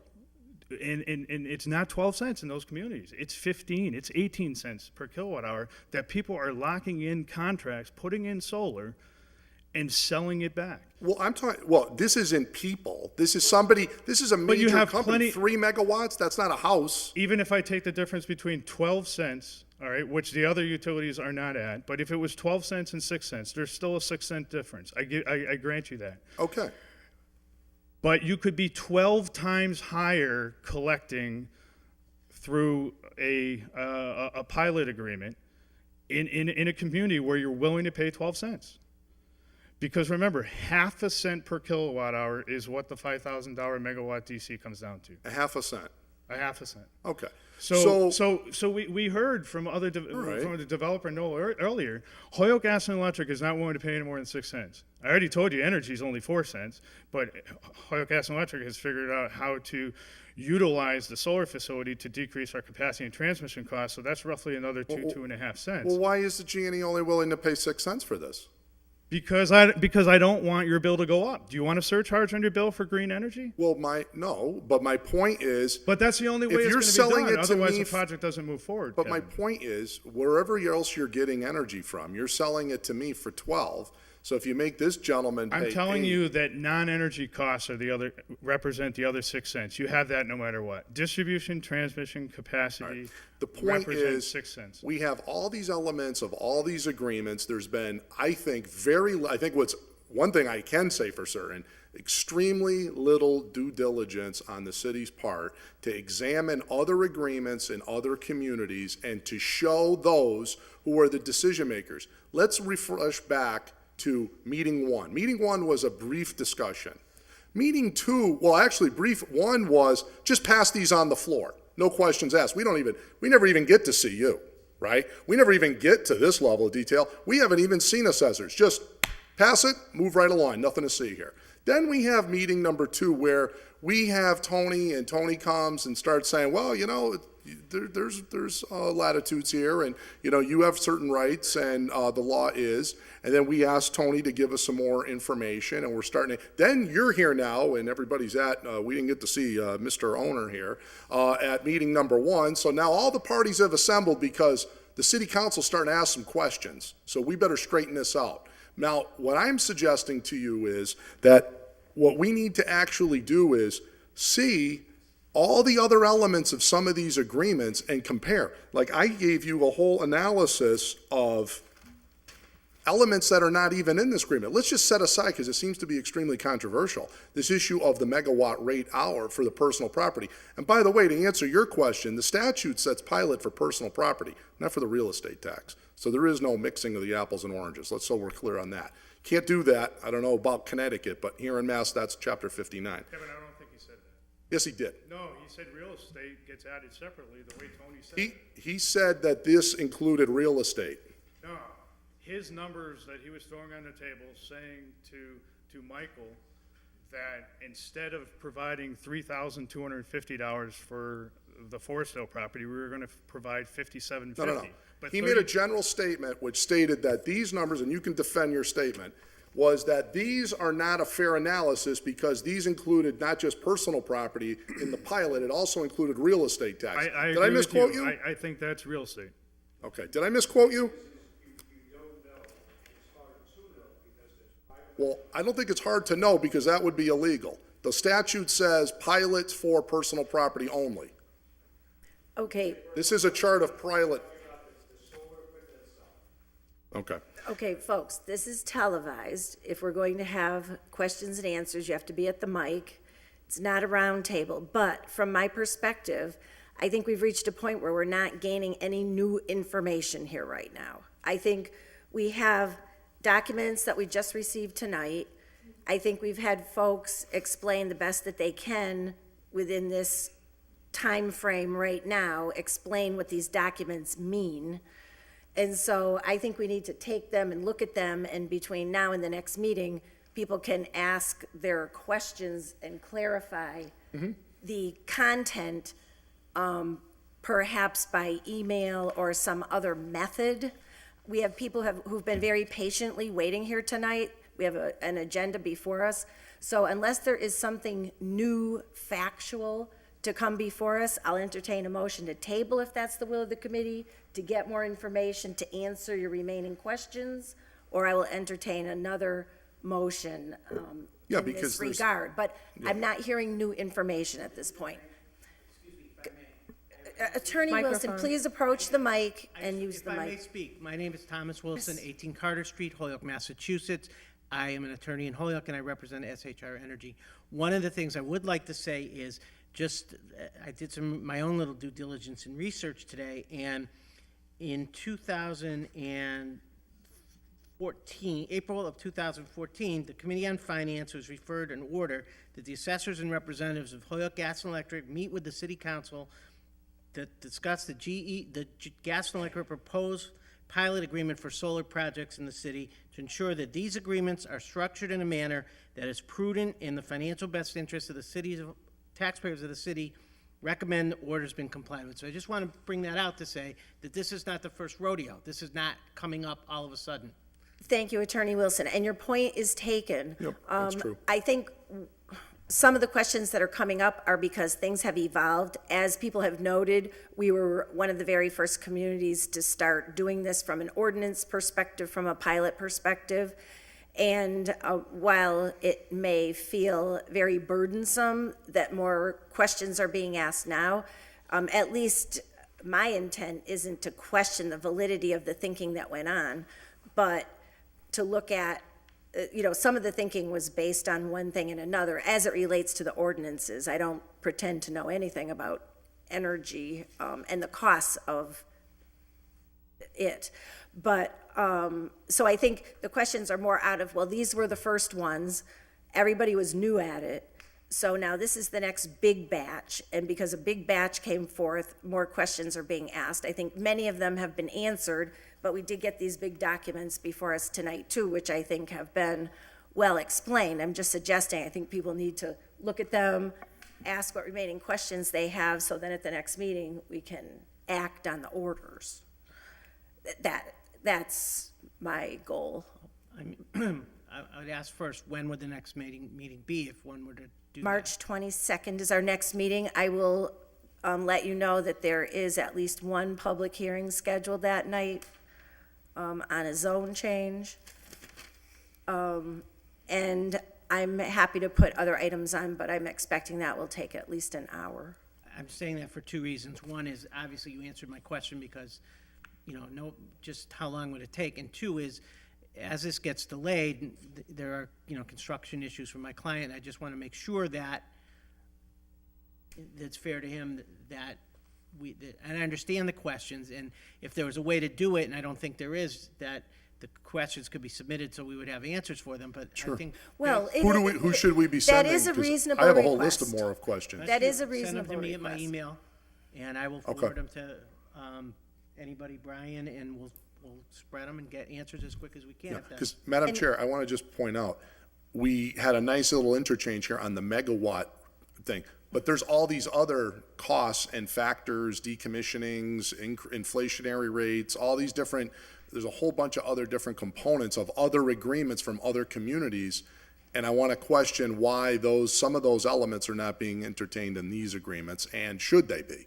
So I would like to have intelligent answers to those type of questions as well. Well, Right, and I'm hoping, intelligence answers sometimes are at the eye of the beholder, but yes, you will get answers. I Well, mean, it's in the eye of the beholder, right, yeah. right. Linda, Yes, Counselor Sullivan. can I get one more question in before we, Okay. Brian, could you come back for just a minute here? Before you mentioned the ESREC projects also. I'm Now- sorry? ESREC? SREC, ESREC, SREC, Solar Renewable Energy Certificate. okay. In Massachusetts, those are about to expire? We have moved from SREC 1 to SREC 2, and SREC 2 for non-residential programs or project, for non-residential projects less than 25 kW, those are still open. Anything greater than 25 kW has been closed and a waiting list has been established. So either you're in, or you're going to come through on the wait list and be part of SREC 2, or there's going to be a new program that's going to be developed. And when does ESREC 2 kick in? SREC 2 is already, SREC 2 is already in. So what? That's not filled yet. There's a difference between being filled in the queue, which was going up to 1,600 megawatts within the Commonwealth of Massachusetts, but only 950 megawatts has been installed to date. But they had a rush of megawatts that were thrown into the queue on February 1st that caused the program to be closed and everything put on a wait list while the State Department of Energy Resources is going through and analyzing to see which ones are real. There's many projects that have been put in that are not buildable, constructible, financeable, or have the necessary permits and other things in hand. So DOER will be taking people off the queue, and then others come in off the wait list. And are there considerably less advantages in SREC 2 for doing these type of projects?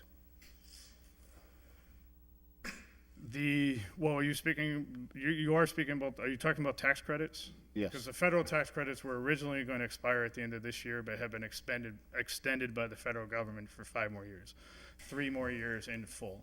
And the state ones? The state has hired a consultant Breaking no to, in agendas, parallel, develop a new SREC 3 program. So they're all in movement. Counselor Lisi? Thank you. I just wanted to offer a suggestion, since it seems like we're tabling and taking this up at next meeting.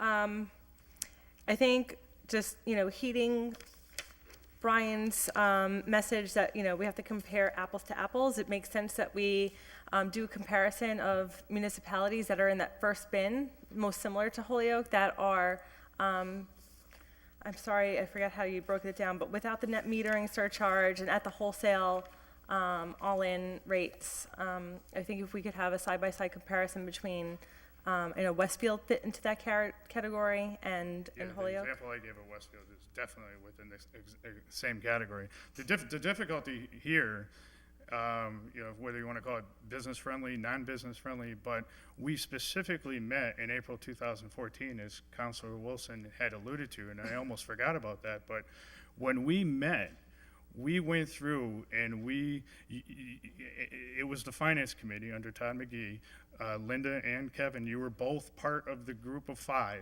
and you grilled myself and you grilled our manager, Jim Lavelle, and there was other city councilors that were present. We gave several different comparisons thing, and the primary purpose of that document is HG&E is not in the development side, but we get contacted by several solar developers. And in fairness to solar developers, they need to know with certainty what is the expectation of what do I need to do for pilot?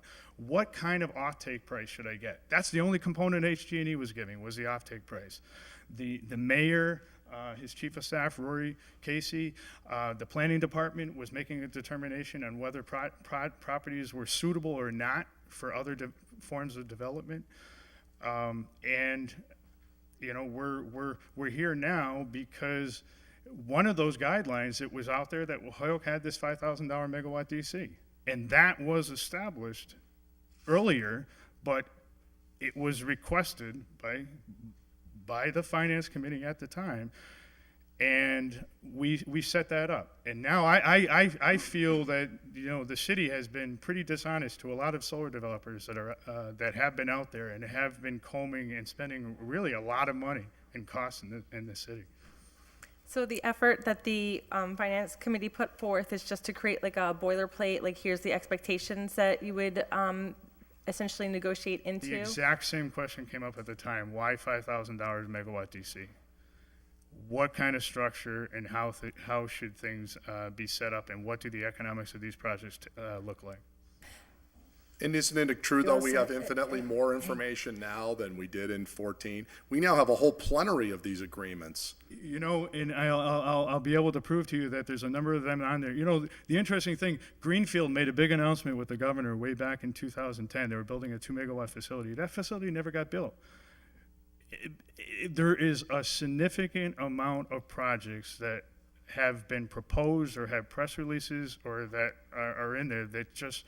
it's fine to negotiate a $25,000. I could go and negotiate a $40,000 megawatt DC pilot agreement and say that I'm going to offer a 6 or 8 cent price, but the project's not going to get built. Brian, I just want to speak for myself in terms of the people seeking information between now and when we meet the next time to take an action on this matter. Yes, I was at that meeting, and yes, there was a similar dynamic to what we're having tonight. The question that I have is, in the time since those agreements are crafted and that model was developed, has anything changed that would rightly lead to a modification of the model, just like we're looking at the ordinance? And if your answer is, if we do this, then that happens, and if we do this, then that happens, and the recommendation is that it stays the same, then, I just want to understand what that is, which I think you've done a lot more in-depth explanation of tonight than I think at least I was anticipating. But that's more, from my perspective, what the question is. It's because we have all these contracts that we have and they never get looked at. And then 20 years later, somebody says, oh, that should have been changed 10 years ago. So it's because they all came at us at once and it raised the questions again. It's not, at least I'm not in an adversarial mindset on it. I hope you're not taking it that way. There's a section inside the presentation that speaks to part of that. All right, and we just haven't had a chance to look at that, but I do thank you for all the explanations, and I look forward to the committee taking action on this at the next meeting on the 22nd. So can I have a motion? Motion tabled. Second. All in favor? Aye. The motion is tabled. Thank you all.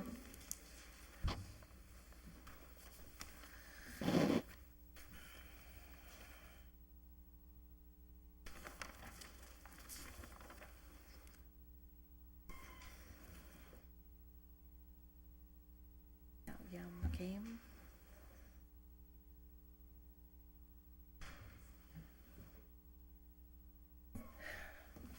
Okay, getting back to regular order. Motion to take up item 2? Please? So moved. Second. All in favor? Aye.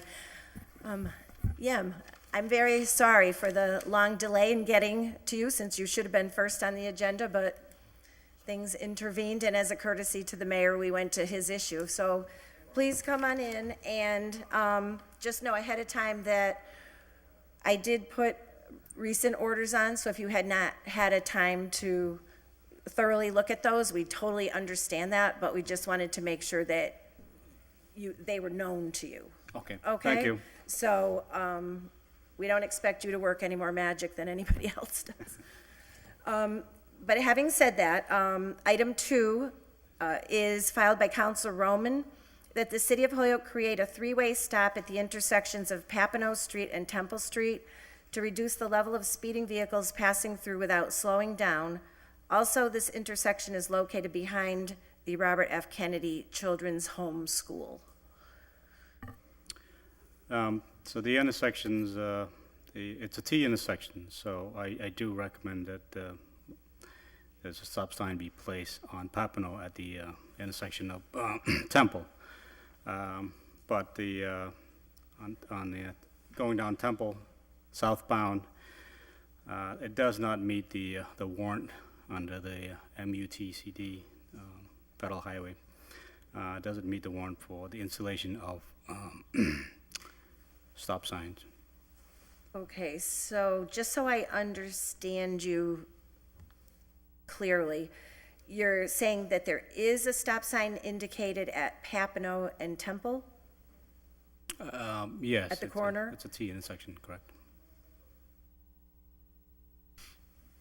And the other one, due to the federal regs, not? Looking at the accident report, there's one at the intersection of Papineau and Main Street in the last 5 years. There's one near James Street.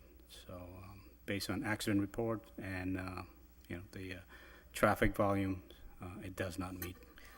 Okay, thank you. I want to let the maker of the order ask any other questions he might have. Council Roman? Yes, thank you, Lim. So again, this came from a few of the constituents in that area, and I myself have walked in the area and have witnessed. So there might not be accident reports because it's a highly residential push towards the back area, but I can tell you that the cars do speed through there to get from one side to the next. So, and again, I just wanted to make that aware that this was a constituent order. I respect your recommendation, but I just wanted to make you aware that I myself have seen it in that area, and that it is a heavy speeding area. People do whip through to get from one end to the next to try to cut off which side of Main Street you're coming through. So I've witnessed it firsthand, and this came from not just one constituent, several, especially on Temple Street, that are like, this needs to be addressed. So just wanted to bring that up. Is there any comment or questions from members of the committee or counselors present? Would somebody like to offer a motion on this to adopt the stop sign as recommended and ask for legal to put it in legal form? Second. All in favor? Aye. Aye. Thank you. Motion to take up item 3, folks. Second. All in favor? Aye. Item 3 was filed by Councilor Roman, that the current bus stop in front of 60, 62, and 64 Hampshire Street be moved in front of the open lot located at 74 Hampshire Street, Holyoke, Mass.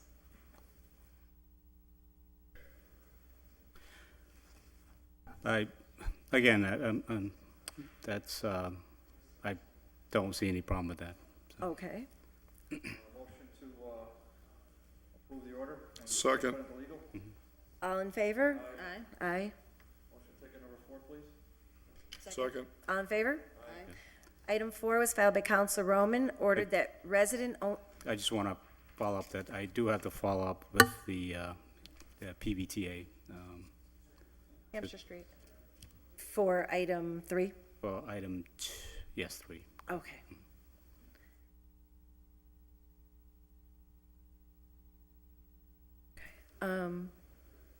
So the resident-only parking signs, oh, no, removing the bus stop. So we're good on that. Right. So on 4, that Councilor Roman ordered that the resident-only parking signs be placed in front of 60, 62, and 64 Hampshire Street. This would be 4 spaces? Again, I don't recommend this based on the fact that there are parking, share parking in the back for these units. And there are on-street parking on both sides, up and down Hampshire Street. Okay. And additionally, it's a strain to the city to try to enforce the permit parking. It's, to try to maintain, just checking the status of resident versus non-resident. And we're also not sure if it's DPW or the city clerk at this point who will issue permit for, Oh, for the parking? yes. Does the maker of the order have further questions? Yes, Slim. So again, this was those residents from that neighborhood who came home one day and all of a sudden saw the bus stop.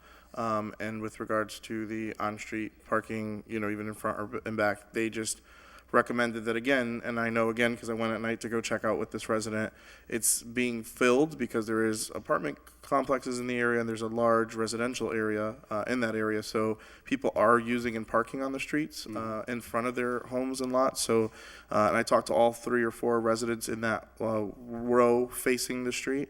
And again, this is their request, and I respect your recommendation and, reflect to you. So I'll report that back. So thank you so much. Thank you. So the request is to not approve this or to? I would like to see it approved for my constituents. I think that that's what they would like, and I agree with them, and I've seen it. I've seen people park in front of them who aren't their cars, but, again, this is my first time. I respect Lim, and if he's saying it's going to be difficult, I'll report that back to my constituent. If I need to refile, I will, but I'd like to do some research as far as the behind the. Right, what our engineer said was that there's shared parking in the back, and he evaluated the area, and there's parking on both sides of the street. So I can tell you that on the opposite side, there are people who aren't the residents, and in front of my residents parking, there are people who aren't their vehicles parking there, and that's the frustration from them. So I would like to see this passed, but I didn't know about the behind parking, so I would like to do some research. So my recommendation would be to ask to table it maybe, if we can, to give me time to research, but I want to see this passed for my constituents. Counselor Bartley? I am going to make that motion to table it, so you can talk to your residents. Just a point of personal privilege, Mrs. Chairman. I was 2 hours late for the meeting tonight, and I do apologize. But I just want, in particular, the members of this committee to know how much I appreciate them, because I got an award tonight. Yeah, it was on my name, but the real reason the award came was the hard work of Jen, Linda, Rebecca, Gordon on this committee when we got the Purple Heart Trail going. So, and I made that very clear to the folks in Ludlow, along as telling some, funny stories as I usually do. But I wanted you to know that, so I appreciate that, Madam Chair. Well, and congratulations, Counselor Bartley, because I you were apologize. lead on it, so. I apologize for being A late. well-earned recognition. And then I would just like to really, I'm hearing what the Ward 2 councilor is saying, so why don't we just give them a little time to do some due diligence? And especially in light of this order we just passed for a number 3, that might alleviate some of that. Right, So I'd like that's to the make a whole- motion to table. All in favor? Aye. Okay. Moving on. Number 5, take number 5, please. All in favor? Aye. This order was filed by Counselor Jordan, that a stop sign be created at the corner of Forest Street at the intersection with Isabella Street. So I recommend the stop sign on 4th Street at the intersections. Again, Isabel Street has the right-of-way. Being it's in a dense neighborhood, I'm not sure if it would solve anything to have 3 ways. Are you asking for a three-way No, stop? Okay. just for going on to Isabel. Okay, At then four? that's, Yeah, because what's happening is nobody has a stop sign, and now the people on 4 and Isabella are saying, well, no, I have the right of way. No, you have the right of way. And by going past the synagogue and between the synagogue and First Lutheran towards the hospital to Isabel, they have to stop and let the Isabella traffic come. Second. All in favor? Aye. Aye. All in favor? Aye. Item 6, filed by Vacan, at the point where Appermont Highway turns right up the hill toward 202 and meets Rock Valley Road, that the intersection be reconfigured into a T three-way stop. There has been a long-standing safety hazard with the current configuration of the intersection. And just by way of context, this intersection has come up many, many times. And each time it comes up, something is done. Okay, so a sign is put up, it's made clear that you can go straight, but you have to stop to take a right. It is somewhat complicated. But the practical reality is that the people fly down that hill and you risk your life going straight if you don't go really fast. I mean, that's sort of the practical reality. it's not a desirable intersections configuration, but shouldn't this be in the Public Safety Committee? So this order be submitted to the Public Safety? I'm not sure what sign, why it would be in this committee. Oh, well, I think it was a question that there would have to be Okay. a legal form made if we were to make it into an intersection, because right now it's a cut-through with a stop sign. Yeah. It isn't really an intersection, so I guess the question was, can it be an intersection? It can. Right, I mean, again, changing the configuration from a Y configuration to a T, it's a better intersection. Again, I'm not sure, because right now there is stop signs on Rock Valley Road coming onto. Okay, so would you suggest then that we refer it to safety? I would think so. I'm not sure why it's under a sign committee. Okay. I'm not sure either. I think maybe because when I said T and three-way stop. I'm just buying time. That's It was probably what got it sent to ordinance. That's my guess. But sure, we can transfer it to safety for it to be properly taken up All there. right, motion to transfer number 6 over to the Public Safety Committee. Second. All in favor? Aye. Aye. Motion to take up item 7 off the table. Second. All in favor? Aye. Aye. This order was filed by Councilor Roman that the City of Holyoke establish a three-way stop sign at the intersection of Hampshire and Chestnut Streets.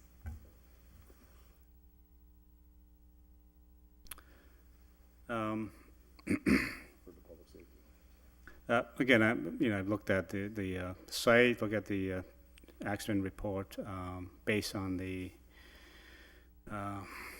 that, it does not meet the warrant to install three-way stop signs. But what I can see is that it could definitely use some more signage for warning signs, better striping, aligned striping, and increased visibility, which kind of kick us back to the where the bus stop is. If you can eliminate a couple parkings, that would increase the visibility as you, because based on the accident report, it's a lot of angle crashes from making a right turn or left turn onto Hampshire Street. So increasing visibility for the drivers would help with the. So did I understand that you're recommending that we should eliminate a parking space there to increase the visibility? As part of the recommendation, so eliminate 1 or 2. I'm not exactly sure at this point, but ideally, if you look at the an intersection with Hampshire Street being 30 miles an hour, you like to have at least 400 feet up visibility, but obviously with shortage of parking space, you're not going to have that. So we're down to like 200. So looking up the hill on Hampshire Street coming down, you again more signage, more warning signs would help. So I'll refer to the maker of the order for follow-up questions. Thank you, Lim. And, you know, again, I respect your recommendation in this case and hopefully in the next case. I have to disagree. Removing parking on that street is critical for the apartment dwellers on Chestnut Street in between. Those parking spaces are critical and vital. And I can tell you're going to see a lot more orders coming down the line of me trying to put stop signs on Chestnut Street coming north and south. The drivers are not stopping going straight through. They're coming straight through, barreling. And I know specifically on this, it's close to this area. Recently, a school bus driver was actually hit. Not in this exact area, but very specific. It's around this going up and down these, whether it's Franklin or Sargent or specifically in this Hampshire, they're barreling through here all the time. And I happen to live on Commercial Street, so I'm one of those drivers that it is almost impossible, and we have to slow the flow of traffic, for me, in my opinion, coming down this area of our city, including on the High Street side as well. The traffic's just crazy coming up and down these north-south intersections. So I respectfully have to disagree with the recommendation. And this, again, was driven by the constituents in the area after that school bus driver was hit, based on the number of kids that have to wait in the area for these bus stops that, like you said, are closed. They're crossing from one side of the street to the next or across the street for their bus stops. It's completely unsafe, in my opinion. So thank you. Does anybody on the committee or other counselors have any questions on this? What is the pleasure of the committee? So I'm hearing that the recommendation from our engineer is to put more warning signs and improving the striping. He has recommended the elimination of a parking space because he's talking about visibility being part of the problem relative to the intersections.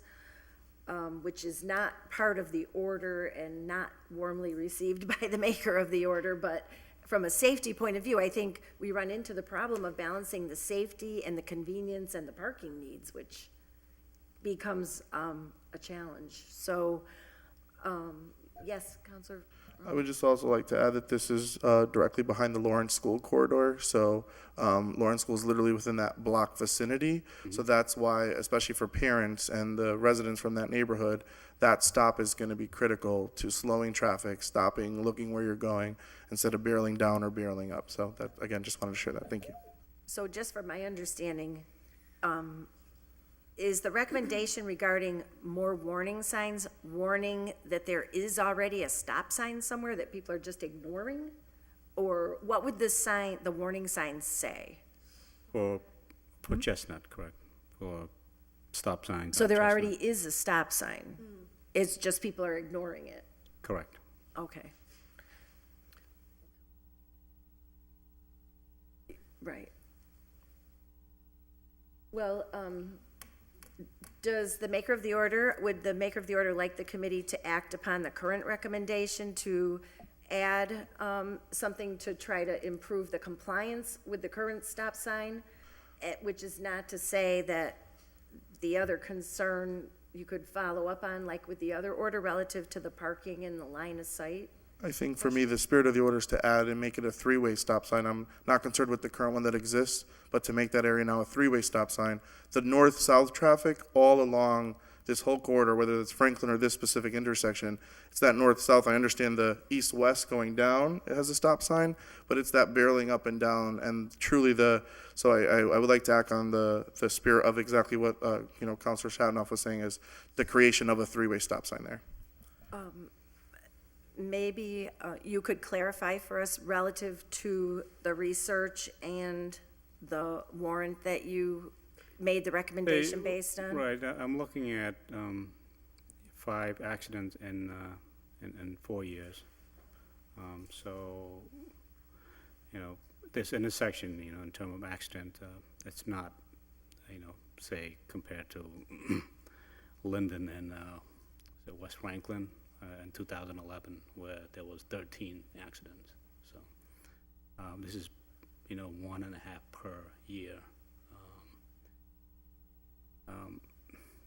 Again, and the goals and objective for the city is it, to just completely prevent accident, or do we have a goal of trying to move traffic along and not, again, if you put, stop sign at every intersection, especially on the, shorter end of the block, it's gonna be, traffic's gonna, cause more congestions and in turn can actually create more accident. It may not be, severe crash, but it could be more, minor accidents.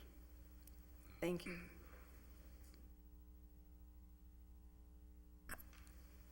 If I may, Yes, Counselor Lisi?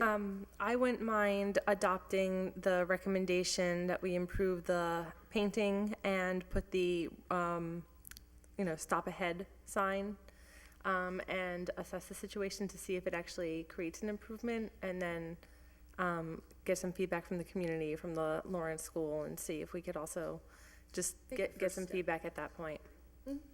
Okay. Do I have a second? I was gonna say, that's a motion, second. All in favor? Aye. Thank you. I guess alternative there is that, the speed limit for school zone. I mean, if that's the route we want to go at, something we can look at. Okay. Second. All in favor? Aye. This order was filed by Counselor Bartley that the city change Russell Terrace and Harrison Avenue from allowing one-way traffic to two-way traffic. Oh, to consider? Again, I don't have much of an opinion on this, other than, looking at the intersection of the street, that the layout, those two streets used to have two-way, it used to be two-way traffic at one point. I'm not sure exactly when, but I can see that make it into a two-way traffic street would alleviate some of the congestion on Route 5 and South Street, just to have the traffic disperse a little better. So from your perspective, either way is okay, from an engineering perspective? I am in favor of two ways, Two-way. but again, I'm To the maker of the order, Counselor Bartley?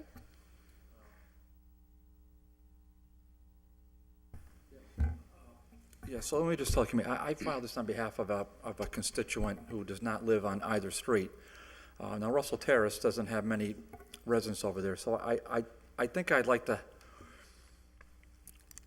for Harrison Ave, I think I would just like to let that stay as a one-way right now, the way it is. I've heard from the residents on that street, and they're not real keen on changing it to a two-way. So, whereas Russell Terrace,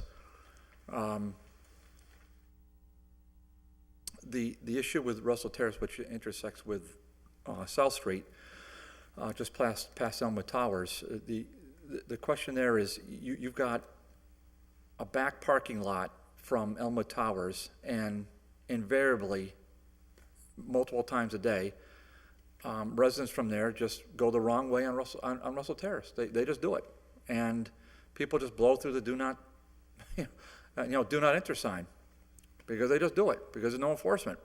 And I'm not knocking HPD, because they can't be there every day. So this is, on the Russell Terrace, this is somewhat akin to what we did on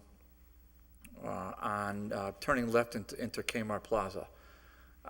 It's just another sign, another street signs are just completely ignored by motorists.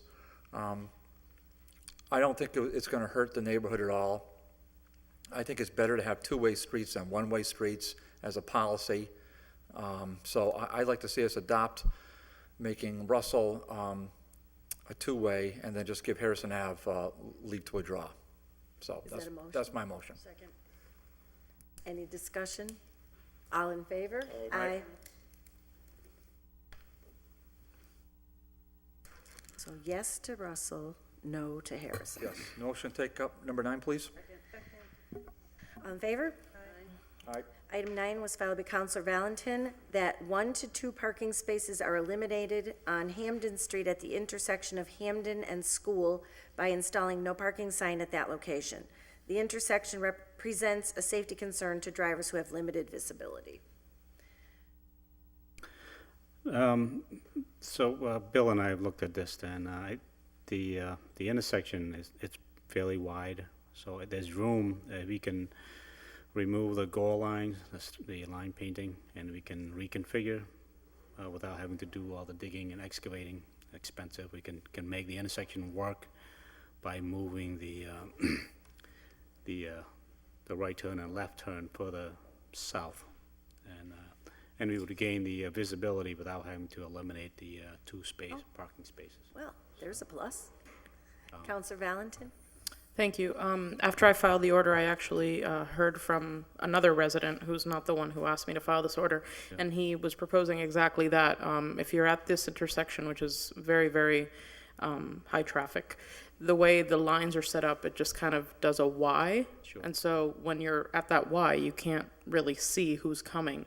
And his proposal was, and that's what I was going to present, and I'm glad you presented it, is he's to the kind of, and the person who told me about it is not an engineer, so that's great, to kind of do it a more straight visibility so that the visual field is larger. So I'm glad that that's something that you would We'll approve. maintain the 2 lanes, so we'll keep the, give a longer queue for traffic to sit there. So that's fine with me. Okay, so we just need to figure out how to state this amendment to this order so that Kara can put it, I guess, in the proper Again, this is more form. like a public safety probably, and not a sign ordinance. Because we're but- not actually, We're just gonna restripe the pavement, and that's really it. There's well, no- could we simply adopt the order with your recommendations? Because would if be we my send it to preference, another committee, it's going to take 6 months to get the line straight. So let's just adopt it as amended by the engineer. Is that okay? Is that a motion? Second. Yes. All in favor? Aye. Aye. And perhaps the wording is just that the DPW will restructure the lines or whatever it is. I mean, they know what they need to do, so. Yeah, as amended. So I think we'll go with that. That's great. All right, thank you. As long as everybody's clear on the intent, because I don't know who needs to know, just Yem, right? Because we're not putting anything into legal form, it's just a True that. functional thing. All right, great, Thank you. thank you. Good night. Good night. Motion, good night. Motion to take number 10, please. Second. All in favor? All right. Item 10 was filed by Council Roman, that the city of Holyoke create a 4-way stop sign intersection at the corner of Elm Street and Franklin Street in Madam Holyoke. Chairman, that's actually incorrect. I'm sorry, I apologize. There was a mistypo. It's supposed to be a 3-way. There's already a stop sign that exists going down one of the, Okay, on Elm Street, there's already a stop sign. okay, So I apologize. thanks. So I didn't have, I know it was filed on January 6th, but I didn't see it just like last week, so I would like a little more time Oh, for this okay, one. so if I could have an order to table on that, So moved. Second. all in favor? Aye. I don't see I think we're Counselor. up to 17 after that. Did we Well, skip 11? 11, Oh, I didn't see 11, I'm makers, sorry, because it was hidden. So you should be right in. Do you want to go out of order and take up item number 17? Make a motion. Sure. Second. Well, this is the last order, I don't think this involves Yem. Oh, Well, I just okay. know how long Kevin was going to chit-chat. Yeah, well, if you don't mind letting Kevin know his orders on the Motion to take docket, a number 11. Second. all in favor? Aye. Filed by Counselor Jordan, that the city engineer review the intersection at West Franklin and Linden Street. It is a dangerous intersection that needs further safety remediation. Please examine if a flashing light, as well as making it a 3-way intersection with Linden Street fully 1-way as a possible solution. Please report back to city council as soon as possible. Again, I've kind of able to get through partway through this order. Look at the accident report from 2011. We did some improvements to the intersection in 2012. Again, reducing lane reduction on Linden Street coming to West Franklin. Additional signage, warning signs, and improved visibilities. That was done in 2012, and it's, so I look at the accident report. Prior to that, it was 13 accidents. And then since then. Over what time period, yeah? from 2011 to 2015. So 4 years, 13 accidents in 4 years. No, 13 accidents in 1 year. Oh, 13 In accidents. 2011. In 2011, and then since the improvement, it was reduced to less than 3 per year. So 2012, 13, 14, and 15 each have about 2 to 3. Some would which- argue that that's still a lot. Yes, yes, but again, I'm not sure if there's a lot we can do Right. at this point. Again, looking at the accidents, majority of these are, well, all these are, really people who come on to West Franklin who either didn't stop or didn't have enough time to make it past West Franklin because of the, obviously it's a speed issue here, and also some visibility issue, because again, As you know, they are very, very fast on West Franklin Street. And the most recent one that I'm aware of is coming down West Franklin. Yeah. Person cut them off coming off of Linden, and that car ended up on the front lawn of the house that's at the intersection. And that occurred in October-ish of this past year. The question that some of the neighbors are presenting is they're very concerned about this being a four-way intersection. Linden, as you know, is one way all the way to this point, and then oddly, from the section right there by Ladd over is two-way, and then it goes back to one-way up to the high school. That's very bizarre, in that the question is, one suggestion is it just be one way the whole way. Okay. That's one. Or at a minimum, if the decision is that we keep it as is, I tend to like that suggestion, which is just to make the whole thing one way, not a four-way intersection. So to become a three-way intersection. The other piece is, at a minimum, a yellow flashing light or something, or a red flashing or something to make people really more aware of the intersection.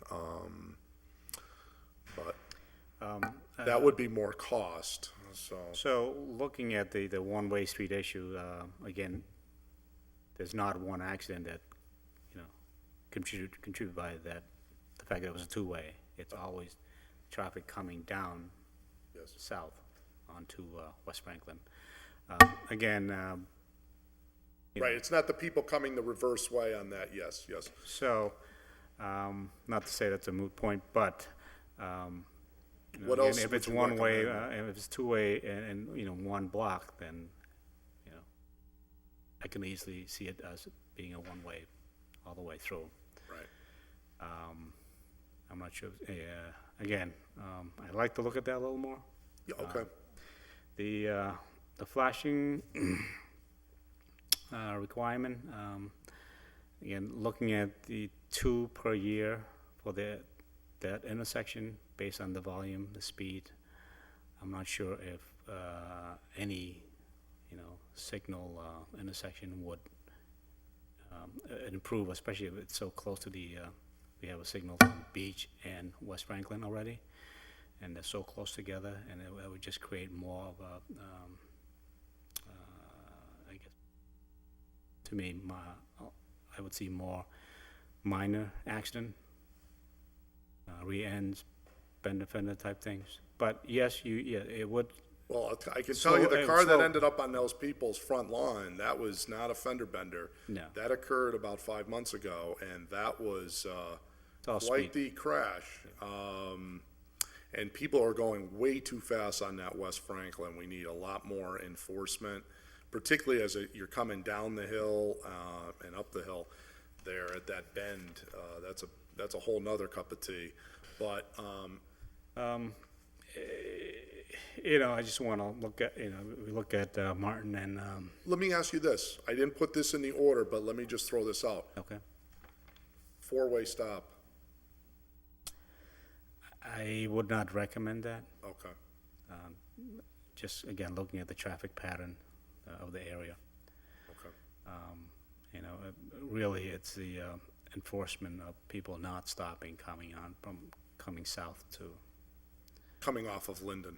Right, but, you know, reducing that area from 2 lane to 1 lane, you can see. It helped. It helped quite a No, bit. no yeah. question, yeah. So, But it's not enough. You know, 2 or 3 accidents a year, that's still a lot, you know? So we are there, just a little bit more. And, so maybe we table this and you think about this more, and maybe you and I talk some more? Sounds good. Yeah. Okay. Counselor Sullivan? Yeah, I grew up on Franklin Street, and I can tell you when we were kids, we used to sit at the intersection, sit right on the corner and wait for accidents. That was great, it was great sport. Did your mom say, go count the accidents? It's been a raceway from Northampton Street to Beach Street It's incredible. for 60 years that I know of. And especially coming around that corner, too. It's amazing how fast cars come around that corner. Oh, it's remarkable. Right there at St. Jerome. So it really is a speed issue going right straight to Beach Street. Well, getting 13 down to 2 or 3 is definitely a worthy improvement, that's for sure. So we have a So I make a motion to table, please. Yep. All in favor? Thank Aye. you. And is that it? That's it for, no other traffic things I tonight? tried to keep them all together on the agenda. you. Wonderful. And I intended to have you first up, but I appreciate your patience. And thank you for your thoroughness. I mean, you had done a lot on these already.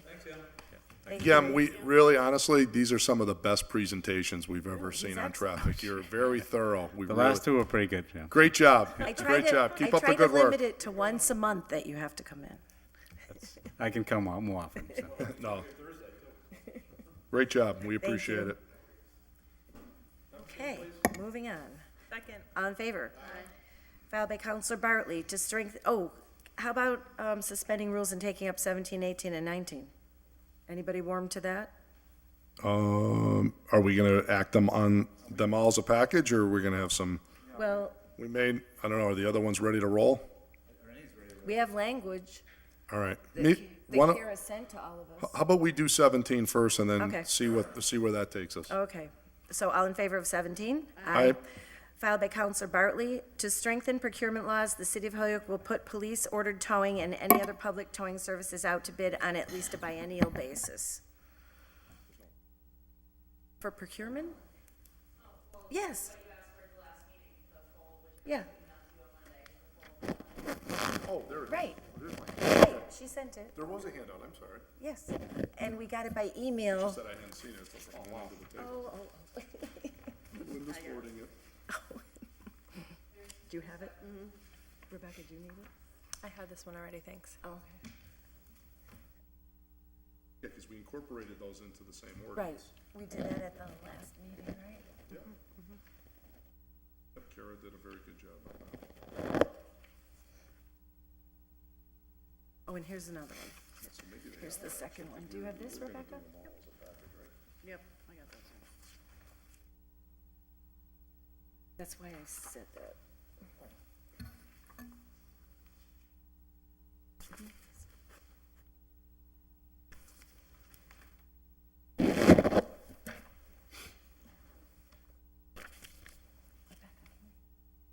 Sorry, thanks. So I have 2 handouts, Linda? Yes. Is there a third? No, No, just not on this, I don't think, right, Kara, too? 2 handouts. You only have 2 hands, Dave. So many handouts. Late night humor. One per hand. No, you gotta keep it light. Madam Chair, may I make a suggestion? I did not, I'm sure Kara sent them. I didn't open up my email box, relative to this. So I will be fully armed and ready to go on this if you want to take up at next meeting, unless there's something brief you want to discuss right now on my order. Okay, the only, as a point of information, the only thing I will share is that at the next meeting, we have the public hearing, which I anticipate to be lengthy, perhaps. On what issues?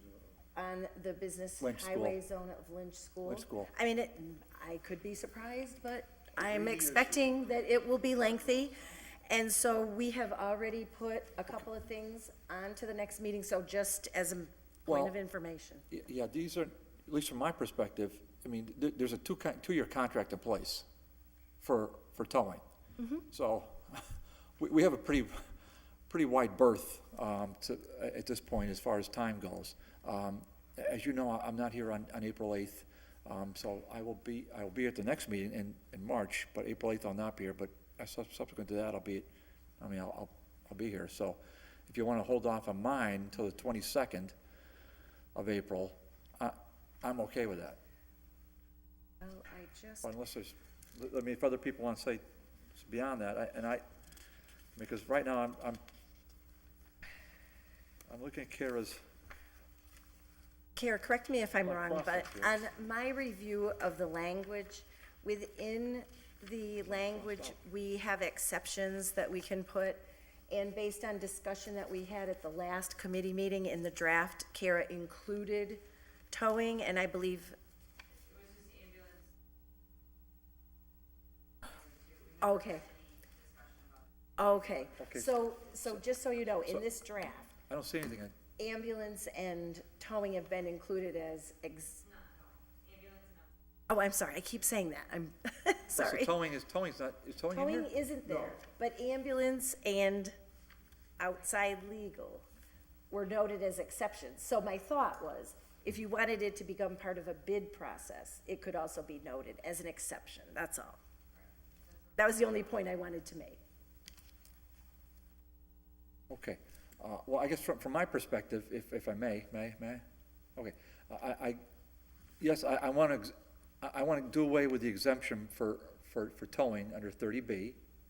And then I want to add in ordinance, I want to add some preference for in ordinance language, so we don't just subject it to somebody drawing up an RFP. I want to add a preference for a local business in the ordinance. That's what I want to do. That's what my order stands for. I'll have to look into this, because if you're putting it up to a public procurement process,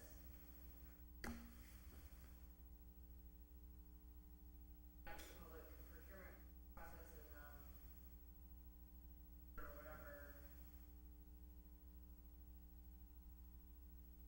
Procurement, so I'd have to, I didn't realize that. But that discussion did come up with Mr. Martin's when Oh, yeah, I we brought were. it up. I brought it You up. remember Yes, that, right? yes, I brought it up. So Yeah. I was looking for Yeah. some kind of a consideration for local preference. And I mean, just the way it is now, I mean, this is where it's complicated. Right now, it's the Wild West. We could have 52 vendors if we wanted, if the mayor wanted it. We could have one a week, 52 from anywhere.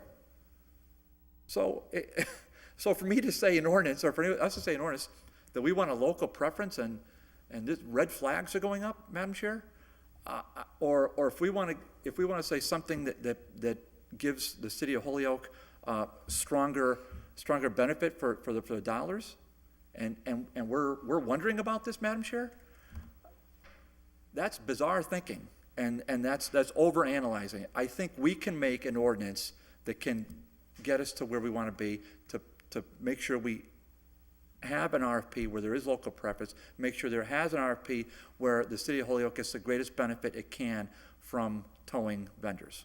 I think we can manage that through an ordinance, and thereby influence an RFP. That's where I'm going. Thank you. Sure.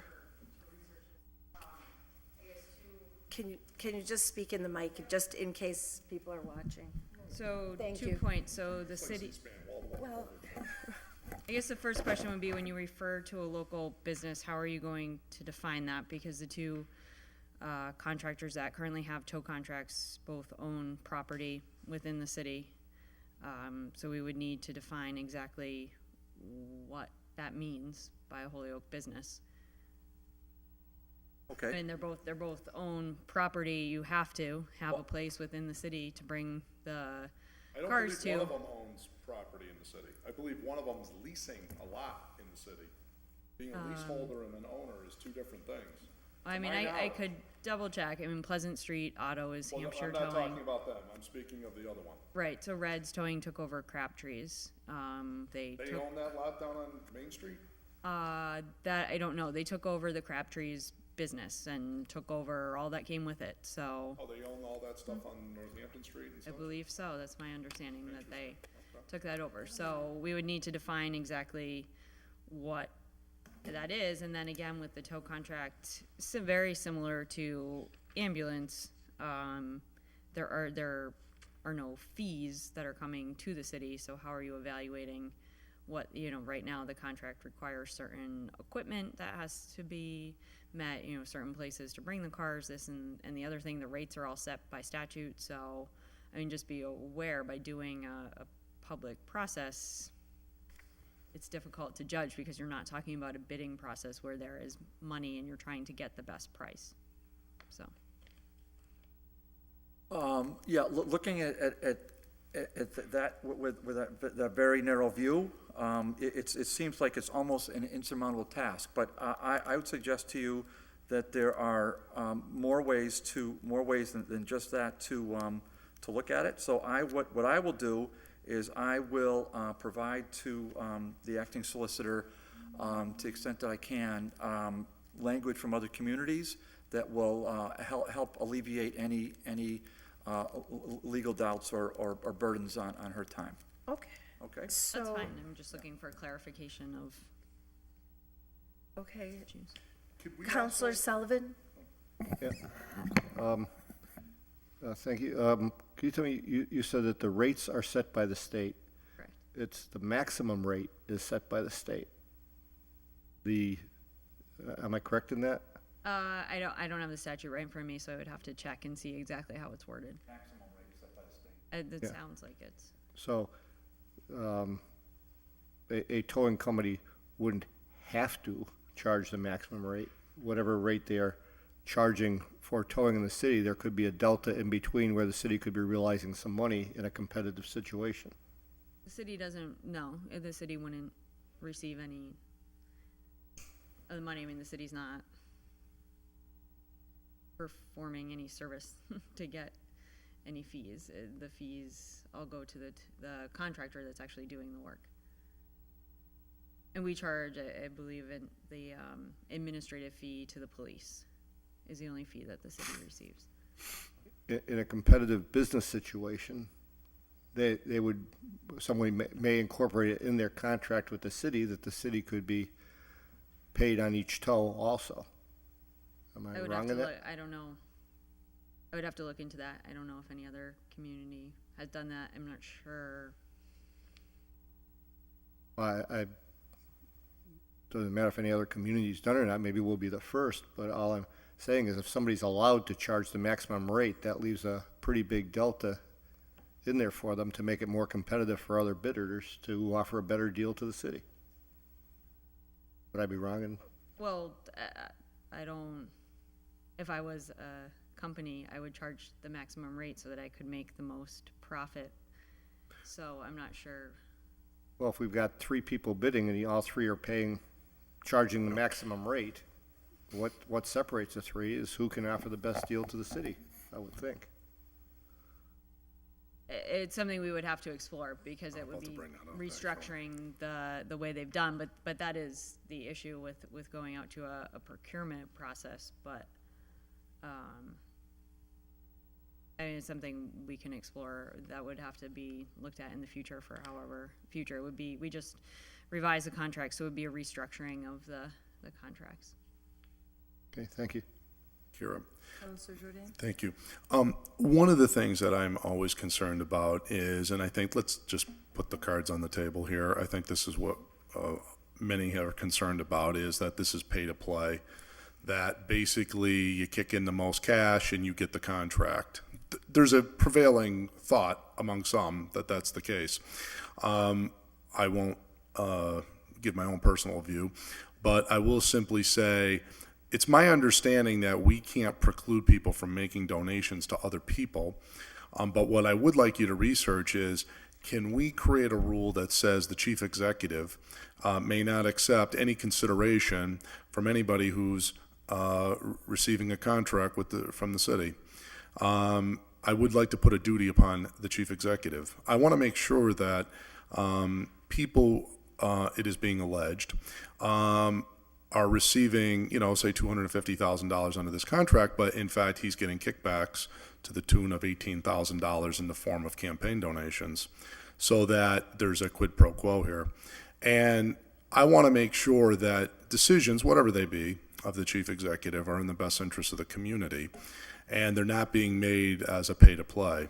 And I want you to research that prior to our next meeting, because I believe, as I looked at this as it relates to the broker of record, we could not preclude the brokers from making donations, but we never did address the issue of, can we put a duty on our municipal official not to receive those type of donations? So I'm not going to put the duty on the donor, I'm going to put the duty on the donee. And that, to me, I'm happy to look into that. Yeah. I think if we were going to do an ordinance to that effect, it would be a separate. it would be for all, I want to put it in the procurement ordinance, because it's going to be not just the towing deal, it's going to be all deals for the city. I want to make sure whoever the chief executive picks for any contract, be it who's going to be the attorney to do X or what, it's not lost on me that you go to look at these program books and it's the law office of Rin Tin Tin, buys the back cover at the inaugural ball program, and he's giving so-and-so. And then immediately, as soon as this person's not working for the city anymore, the back cover says, Joe, I don't know, Joe's hot dog stand, because that attorney's law office no longer makes a donation anymore. So, you don't have to go to Harvard to put 1 and 2 together, that as soon as law firm X is gone, there's no more ads in the book. And my point is, it just seems to me that we've got to create a system that inspires integrity, and we have to create a system that whoever the mayor picks, because like I said, that's his decision who he picks. I just want to make sure it's a level playing field. So if you could research that. Sure. Well, I know some communities do have ethics, ordinances, and it can look into that again. And for that matter, put it on the city council. I want to make sure that, I'm happy to put us under the scope of, I don't award, a job to somebody or vice versa, and then, turns around and gives me, $1,000. And the only issue, just again, I brought it up before, when you're opening the contracts up to a public process, so you're bound by the rules of the public process. And so you have no idea who is going to bid, and if you don't accept the bidder that's either, the lowest bidder, highest bidder, or most responsible bidder, you're opening yourselves up to bid protests, which we have seen. Mm-hmm. And so it's tough it's kind of like either you have a public process and you're bound by that process, or you have a separate process where the mayor is awarding the contracts and you have all these other restrictions. Because, in the simplest form, if you're talking about a contract and you have to pick the lowest bidder that meets all the other requirements, it's tough to then get into these other types of restrictions, because you're definitely subjecting yourself to bid protests or lawsuits under the procurement. And that's, again, the whole point of having the public process and following the procurement process. I think if we could put the restrictions on the donations and the dollars that are changing hands amidst these transactions, I think the public would say, what does the mayor gain by having, other than, personal vengeance, but right? I guess I would ask, what if every tow contractor in the state gives a donation to the mayor? You put this out to bid, somebody's going to win the contract. But Kara, we have to. What happens? But that's the scenario. That's okay. Well, then if everybody made a donation, then all the bids are thrown out, and then first of all, that's going to say that the mayor shouldn't be accepting donations. That's going to be probably the result. so, you know, in order to avoid putting himself in that situation, the moral of the story will be don't accept donations, so he doesn't end up being conflicted. The concern here is, in this particular instance, is it's alleged, at least this is what I read in the newspapers, is that one gave $18,000, the other gave, I don't know, $8,000, $9,000, $10,000, and the other gave zero. And for whatever reason, the guy that gave 18,000 has a contract, the guy that gave 8 or 9 got a contract, and the guy that gave 0 is gone. And so I just want to make sure that there's no correlation between that. Sure. I think maybe for the next meeting, if you can file a separate order, because, I mean, the orders that have been filed have been in regards to bringing the procurement up to the state laws, and there's not really anything as far as in ethics. It's probably some kind of a separate ethics ordinance that you're talking about, and probably a whole I mean, I wanted to put it in procurement because I think this is where it really fits in. But maybe your point about it, we would expand it to other things regarding appointments. But the big one to me is procurement because it's such big dollars, and I want to make sure that, you know, I read the OCPF reports, and you don't have to go, like I say, to Harvard to figure out there's a lot of money being paid to the mayor in the form of donations with people with municipal contracts. That is not lost on me. And it's, to me, concerning because I think it does question impartiality in making these decisions. I mean, the average citizen, you know, we're having that whole discussion at the presidential level, right?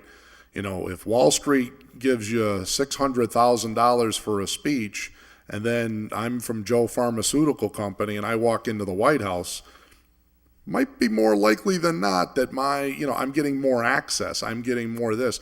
I just want to make sure whatever we're doing here is above board. Sure. No, yeah. I'll look into it. Okay, so we'll look into that What some is more. the pleasure of the maker of the order?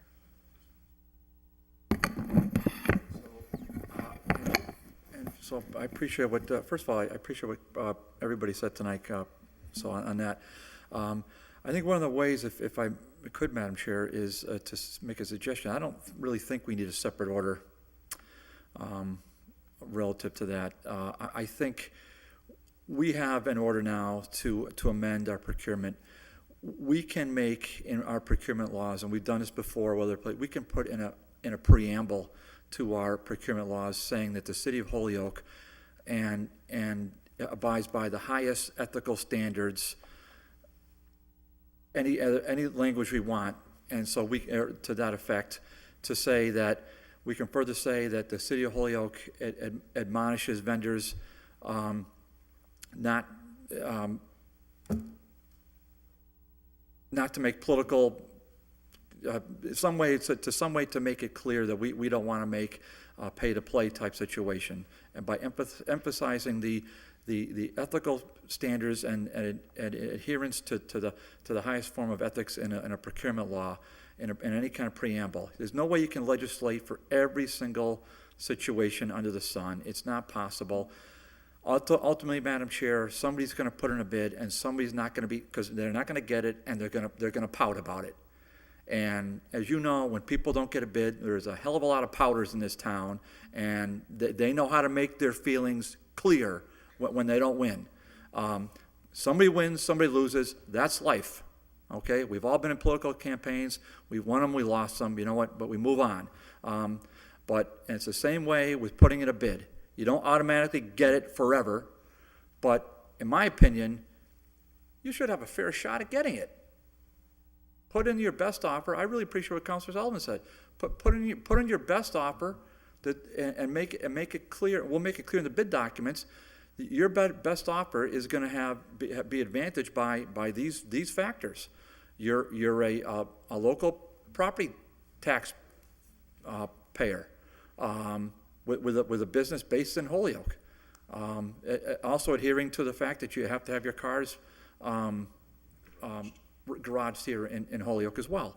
So also looking at how you can offer to the city of Holyoke. I think there's a certain amount of tows that a towing contract has to give for free. Well, maybe, to the police department, maybe there could be a wider range. Maybe it could be additional steps we could bid in. There's there's a number of things that you can put into bid documents that can separate the wheat from the chaff. In other words, separate the winners from the non-winners. But by doing this, you give everybody a fair chance as opposed to leaving it in the hands of the way it is now, one person. And just a final point, I am not disparaging any office holder right now, and I know the city council president isn't either. This is just the way the system is now. But I think what we're saying is the system the way it is now could be a heck of a lot better. Right. And if we really make a clear statement or instance that we abide by in a preamble the highest ethical standards, define them as we may with this body, I think we're doing our citizens a great favor, and I think the city will be better for it. Thank you. Thank you. And so perhaps we could get into more of a discussion on that on the next item, because that's when we're looking at the amendments. So you earlier had indicated that you'd like to have this tabled for further info? Second. All in favor? Aye. So motion to take up 18? Second. You want to do 18, All in favor? Maybe 18, 19 as a package, or? I wanted to do them all as a package. I'm good with that. Okay, suspend the rules, 18, 19 package. Second. All in favor? Aye. Okay. We're looking at 18 and 19. 18 filed by Counselor Jordan, that Division 3 entitled Purchasing Department of Chapter 2 of the Code of Ordinances be reviewed and amended as necessary for consistency with the thresholds set by Mass General Law, Chapter 30B. 19 filed by Counselor McGee. Order that the city proceed with the bid process regarding the replacement of the city's outside legal counsel. The bid process can potentially offer cost savings to the city, look to attract local firm, and keep the process open and fair. So we've touched on a few of those points in our earlier discussion. We do have before us from Kara, the Division 3 draft language, which perhaps we could suspend the rules, or under suspension, Kara could just walk us through. I just noticed a lot of it was redlined, and I didn't know if that was just because that portion wasn't being addressed, or if because of what we're doing, it would truly be eliminated. And then we have the other piece, which is the application of chapter and exceptions under 30B, I believe. Is that 30B, the second?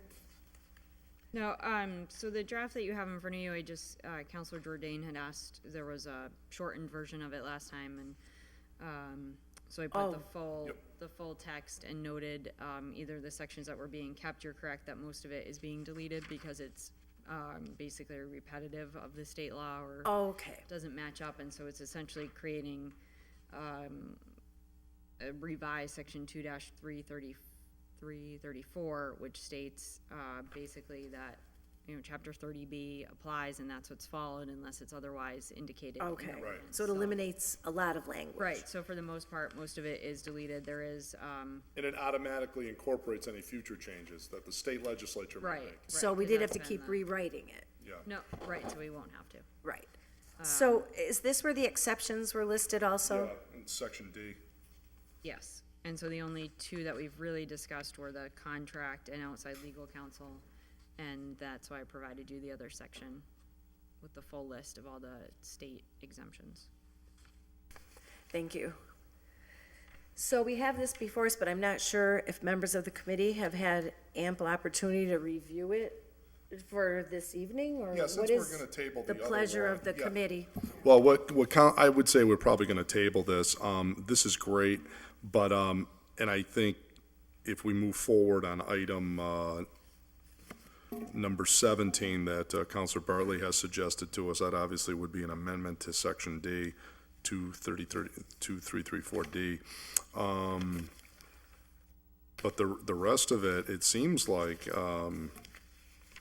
it seems reasonable. I'll just, between now and the 22nd, I think we probably could go through all of this. We tabled the other one, so we're gonna need an amendment anyways if we're gonna go forward on another one. And then we're gonna talk about that preamble language. And, question is, do we need to capture anything else at this point? We cover all the limit changes. The one good thing we can say is Dave Martins has given this the green light.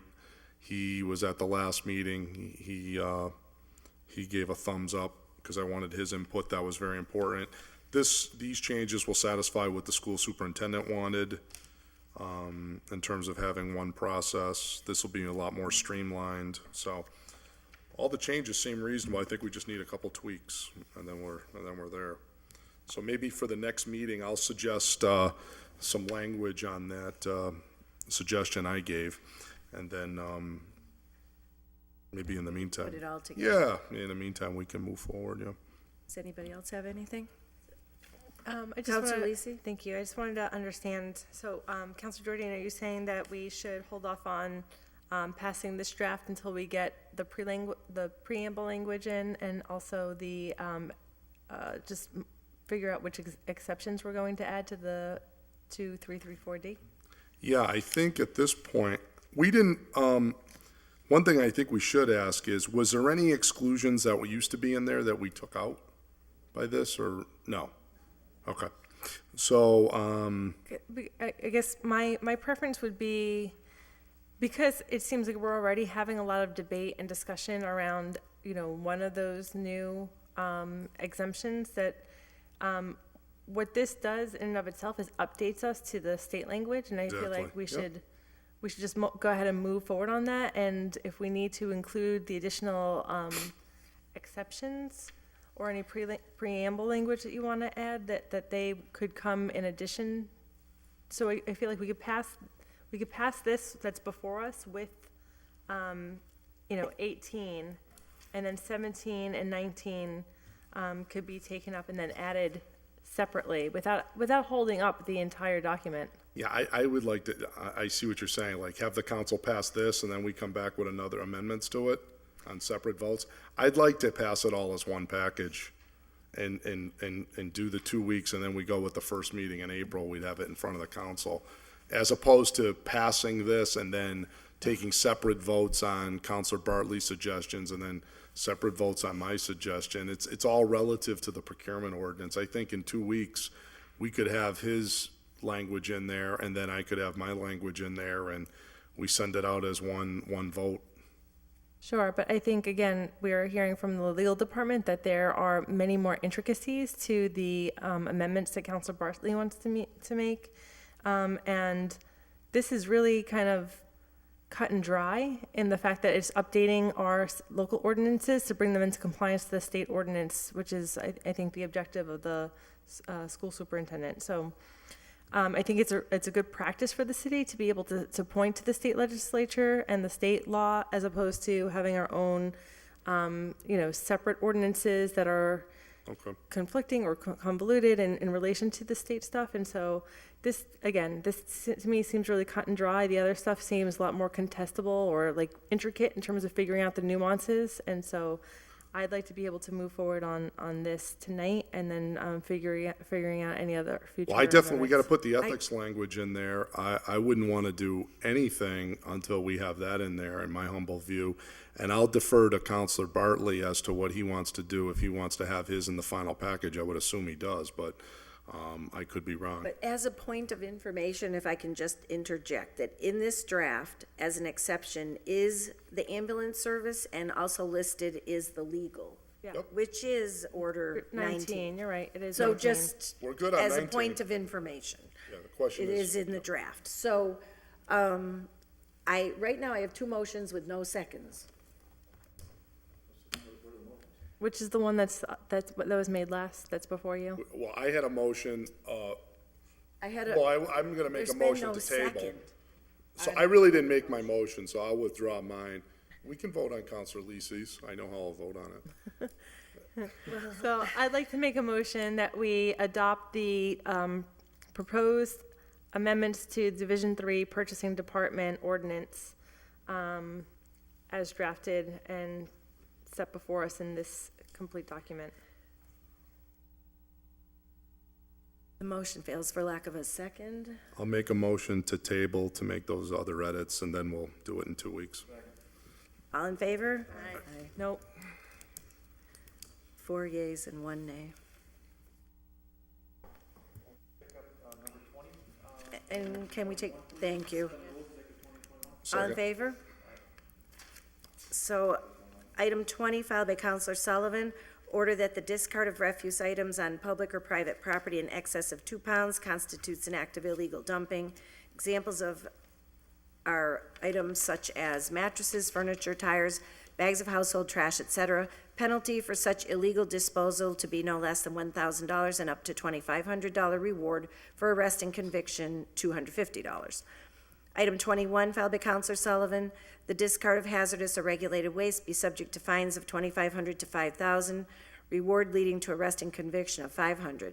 Examples would be asbestos, PCBs, lead, mercury, etc. This would include items containing hazardous materials such as refrigerators, Freon, brake pads, floor tile, asbestos, paint and batteries, lead, light fixtures, PCBs. So we had discussed this in the past, and I believe, did we get any kind of?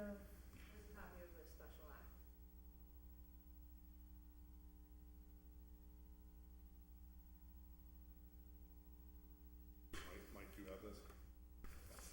You're gonna want this.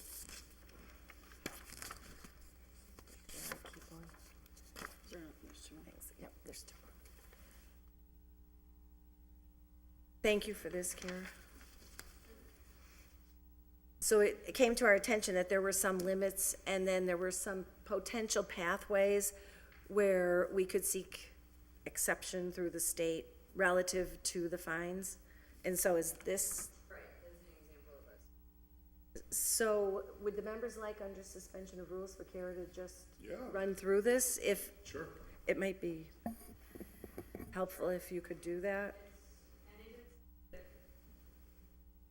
Nice Swinger as well. I don't know, he hadn't really had a chance to look at it. And I know, I will say Chief Nice Swinger and Brian Fitzgerald I believe are continuing to have some discussions relative to these orders and additional enforcement efforts. So this was just one, they had mentioned that, to a fine by ordinance, city ordinance, maximum is $300. And so what some other communities have done, and this was the most recent one from the city of Lynn in 2013, is, well, and then the other half of that was that there's already a statute that allows police to enforce illegal dumping, but half of the fines go into the state conservation fund. So that was the two pieces. And so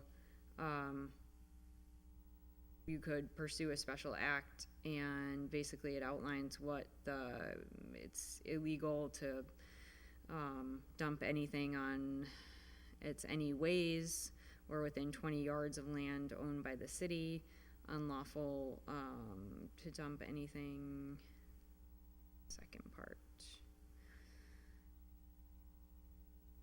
I think it's on any property, and then sets up the enforcement, citations, criminal or civil actions in housing court, superior court, or district court.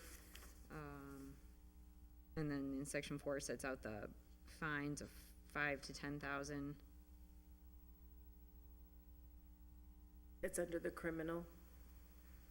Section 3 says it can be enforced through either criminal or civil actions.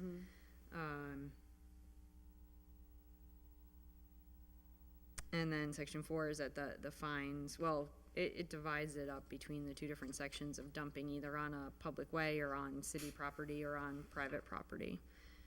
So, and this was very similar. And then the last part is that collecting the funds, and this particular one requires the funds to be put into a disposal enforcement fund, which can then be appropriated to finance enforcement to remove or clean up properties and finance programs and personnel. So the money goes towards combating illegal dumping, but stays within the city. Within the city. Right. And they stipulated that in accordance with their goals. The city sets up the particular fund. Sounds like they wrote this for you, Counselor And there were a Sullivan. couple other. There must have been a Michael Sullivan in Lynn. He was after a lot more money too, and 7 days in the House of Correction. Wow. We're messing around. If I'm reading all this right. Yeah. Those are criminal. I'm seeing this for the first time, so. So we could draft something that just changes Lynn and makes it Holyoke, or? Right. And you haven't gotten any feedback from the chief or I sent Board it of to the Health yet? chief. He had asked to look at, and no, I haven't heard back from him. This would really put it mostly on the police, correct? Well, this is that it can be enforced by the police officer, code inspector, or any other officer that's authorized by Oh, okay, so it'd be the same as we have now, in terms of Right. enforcement. Yep. And so by our ordinance, it's police, Board of Health, or DPW. Okay. So these are much higher fines than what I was seeking. I'm just glancing through it. They offer a reward also for the, I don't know anybody? if that's in the special act, but we already have that in our ordinance. And we could look at, our ordinance refers to a reward for a conviction of the state law that already exists. So we could reword that if we needed to, if there was a special act. The reason I'm stressing the reward part of it so much is it's difficult for a police officer or a code enforcement person to catch someone, but when you've got something significant out there like that, and things have changed so much. Everybody, every kid, every person has a cell phone with a camera on it now. We could add that into the last section where they talk about the fund that any fines are deposited into, and say it can be used to clean up properties. We could say we can include the reward program in there.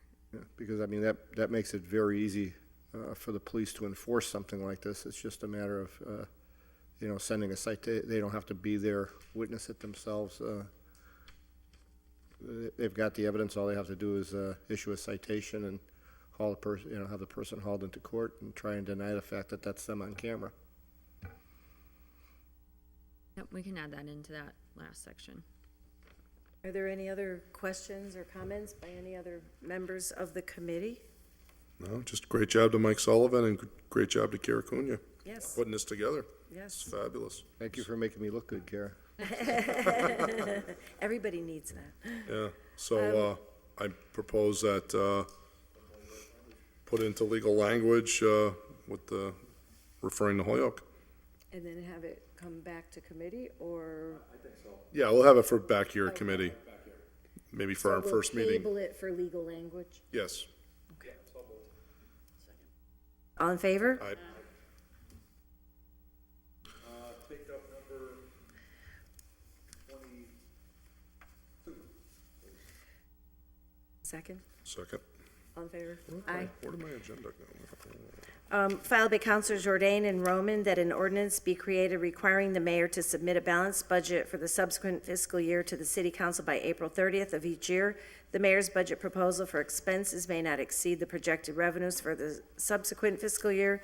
The mayor may not use uncertified free cash dollars or unapproved withdrawals from the stabilization fund in his revenue estimate to provide a balanced budget for the subsequent fiscal year. So we had tabled this previously for more information from the maker of the order, so I Yeah. will defer to Councilor Jordan. Yeah, this is still a masterpiece. I'm still building the Rembrandt on this. I would recommend that we're probably going to end up tabling this as I think about language and speaking more to the auditor and trying to, I think one of the ways to tackle this is going to be on the revenue estimate side, saying that what revenue estimates will be allowed to be counted. So I'm still working on this, so I would recommend this just remain on the table. Okay, so, all in favor? Aye. 23 and 4 are all set. Right, we handled those at the beginning of the Yeah. meeting.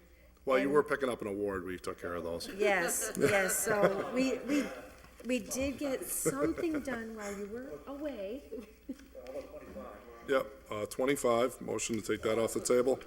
Yep, oldie but goodie. Do we have a second?